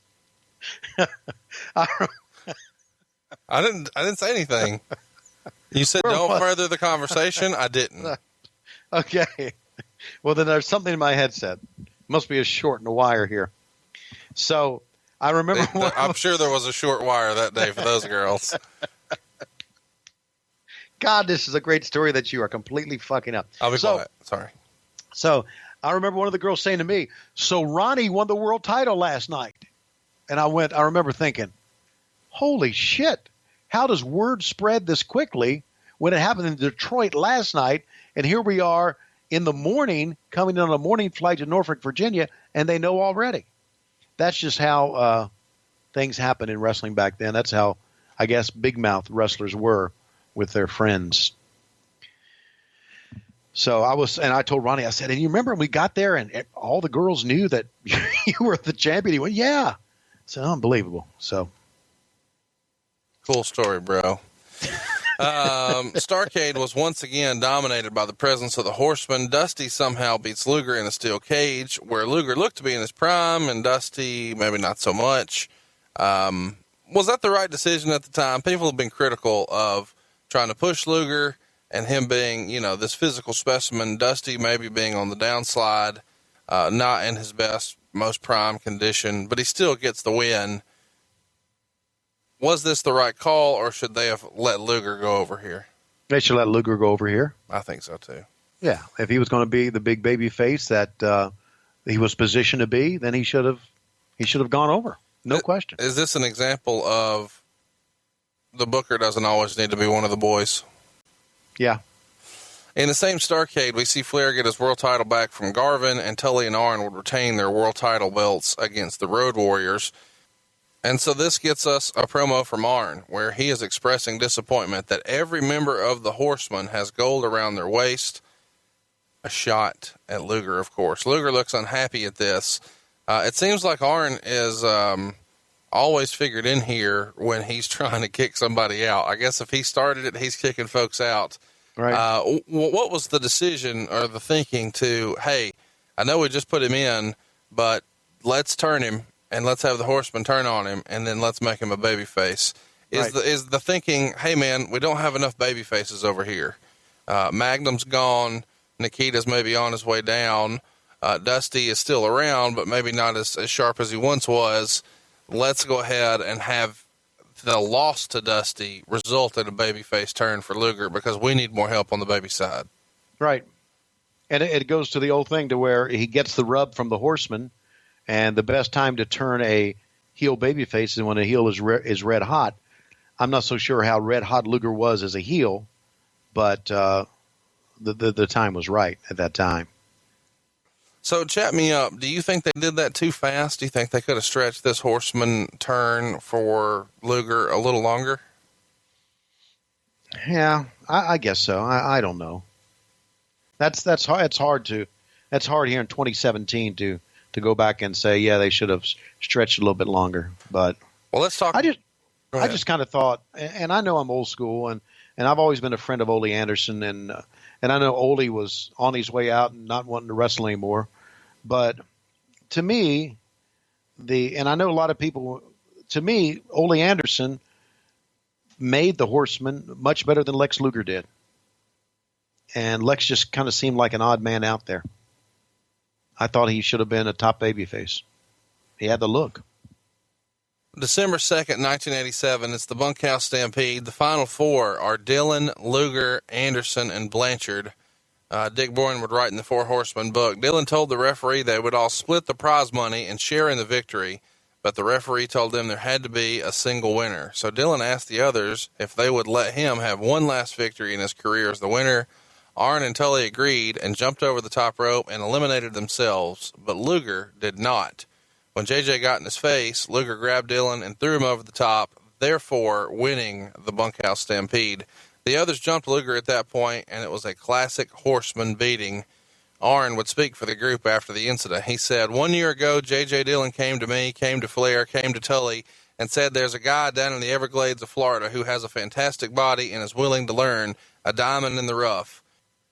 So what we did was sacrifice our time to train Luger in the aspects of being a horseman. He came along real well. Well, Luger, for you to stand in the forefront, correct J.J. Dillon verbally, then put your hands on him physically, you put yourself in no man's land, fella. The Four Horsemen were here long before you came here, and they're going to be here long after you leave. Don't cry about the game plan. The problem was the execution. The game plan was fine, and you just weren't the athlete to pull it off. And with that, Lex Luger is officially out of the Horsemen.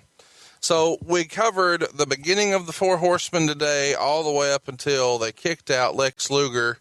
Is there any question that of these two incarnations, your favorite is the first, that it's Ole and Arn and Tully? Yep, no question. And I base it on this. Because to me, first is always best, and because I was there at the formation, but I also base it on the fact that, like Arn Anderson, Ole Anderson had a real-ass promo. Right. Go back and listen to some of that shit that Ole said, man. It was real-life, good stuff. And that's why I thought it was a better incarnation. It's not anything to say about Lex Luger, but Ole Anderson, to me, was one of the greats of all time. How will they be remembered? Well, unfortunately, they're not going to be remembered with Ole, thanks to it was Ole's fault because when the Four Horsemen were inducted into the Hall of Fame, Ole should have been a part of it, but he never will be a part of it because the way he talked to Vince McMahon and Linda and during the takeover and everything, and so. Did you see that? He's often retold the story where he says what he said, but did you see him say it? No, I did not. That was before we went down there. That was, I guess, back when Jim Barnett and sold out. I shouldn't say sold out, but sold his portion to Vince McMahon, and I guess the Briscoes did as well. And Vince took over Georgia Championship Wrestling, and Ole didn't want that. And Ole was very unkind to Vince and Linda, and therefore Ole will never be recognized in the Hall of Fame as a member of the Four Horsemen. When in reality, anybody who was ever a member of the Four Horsemen should be recognized in the Hall of Fame. They should be. If you're going to say we're going to put the Four Horsemen in the Hall of Fame, and you don't put Ole, and I guess they didn't put Luger either, did they? They recognized Barry Windham. Yep. And they recognize Arn and Flair and JJ and Tully, which is the right thing to do. But if you're really going to put the Four Horsemen in the Hall, and I don't want to stand on the soapbox about this, it should be everybody involved. And Ole's not doing well. So they should have put Paul Roma in. Yes. And Chris Benoit. Yes. Sure they should have. Oh, I disagree. Well, anyway, That's what we get to do. And you know what? We had so much fun doing this. We're going to keep it going, guys. We're going to cover more Four Horsemen next week. So there's no poll to vote on, but we do encourage you, go ahead and check out how to win one of these books right now over at facebook.com/WHW Monday. 4 copies of this book. We're going to keep the Horseman love going next week. So far, Ole's been kicked out and Luger's been kicked out. You know what's coming next, and there's only one place to get it, and it's right here on What Happened When with Tony Schiavone. You know, Tony, usually at this time of the show, we end with you kind of recreating that Nitro magic. Right. Can you muster up some sort of Jim Crockett Promotions exit for us to throw to the end of the show this week? I think I can. All right, well, let's do it. As I look at my clock, it looks like we went long today. Over 2.5 hours of Horseman goodness. Put a bow on it for us, Mr. Schiavone. Thank you very much. And here with David Crockett. And David, before we go any further, I do agree with you that Conrad Thompson is a shit-disturbing asshole, but he's still a lovable shit-disturbing asshole. And as we change and go forward now, World Championship Wrestling, we're going to take you back in time and take a look at one of the moments that began the idea of the Four Horsemen. We talked a lot about the different incarnations of the Horsemen here, and we talked about Flair being the centerpiece, but there is no question that Arn Anderson and his promos are what set the standard for the Horsemen. Arn Anderson and his promos are exactly what led to the formation of the Horsemen. And here is the first time, David, settle down over there, for crying out loud, settle down.